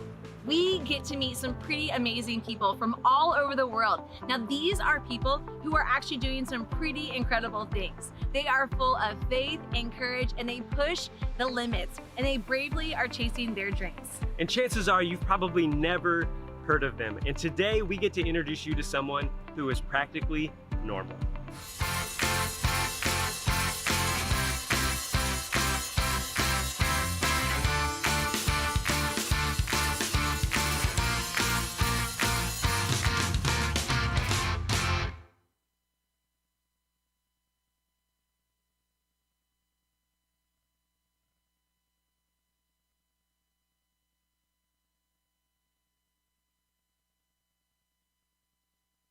Hi, I'm Patrick Hampton. And I'm Doug Doherty. And I'm the millennial. And I'm the baby boomer. And we've decided to come together to engage, educate, and empower Hamilton County citizens in good government and civic virtues. We're asking that you text Flourishing to 66866 to join our email list. And also go to our website at www.hamiltonflourishing.org. Thank you for joining us. Jesus said, "Whoever causes one of these little ones who believes in me to sin, it would be better for him if a millstone were hung around his neck and he were drowned in the depths of the sea." Florida Citizens Alliance proudly presents Rescuing Our Children 2020, a historic two-day event packed with amazing content designed to equip God's people with ways to protect our children from the evil that's spread across our nation and in our schools. These brilliant speakers have enthusiastically joined our rescue team and will be speaking at this year's event. We know that our schools are failing, and yet we're continuing to send our children into those schools. They're teaching our children that there are accidents of nature and that survival of the fittest is the law of the land, and then hypocritically telling them don't bully. The kids are supposed to think, well, who do we kill? And so now what happens? Well, my pastor said we shouldn't kill people. My mom said we shouldn't kill people. My Bible says we shouldn't kill people. But obviously the only moral solution here is to kill somebody for the greater good. And so what happens? The kids think, well, maybe there is a time and place for concentration camps, for killing babies, for killing old people, right? It destroys their understanding of biblical and moral absolutes. Or the schools that sow the seeds to normalize Satanism, pedophilia, and transgenderism. Where does it stop? We have video games today that I saw that just came out in the last several months where you have oral sex, graphic threesomes, strip club scenes, women dancing around poles. And these are video games marketed and purchased by 10, 11-year-old kids. It's not that hard. Once you get us on the right track, kids are able to go and do whatever, right? So we're very independent. People don't seem to realize that, which is what I kind of hope to bring into the spotlight. So that's what homeschooling's done for me. Teachers are now in crisis. Children are not learning. You know, it's not rocket science. If teachers and parents could just get back together and take care of the kids, and the teachers unions would get the heck out, everybody would be fine. And we must stand with courage, knowing that we are on the side of truth. We need to let our light shine. We cannot be afraid of the darkness, but we need to know it's going to cost me something. But I have to be willing to do that. For our children and our grandchildren, we have to be willing to do that as well. The hardest thing of it all was my father, because, my dad, he would do anything for anybody, and especially, for me. And so he decided that he had helped me with the enrollment. So my father he got charged too, and that's the biggest thing, is that he got charged. And he fought against them so much that they gave him a year in the penitentiary, and he died. He never came home. So that is why I fight. And I fight for so many parents, because we're just moms and dads. We're just people that just want our kids to have equality, to have a great education. That's it. Rescuing Our Children 2020 is a historic 2-day event packed with amazing content. Please consider supporting our efforts by partnering with us for Rescuing Our Children 2020. By standing together and by God's grace and mercy, we can win this battle and turn the tide. Please join our rescue team today.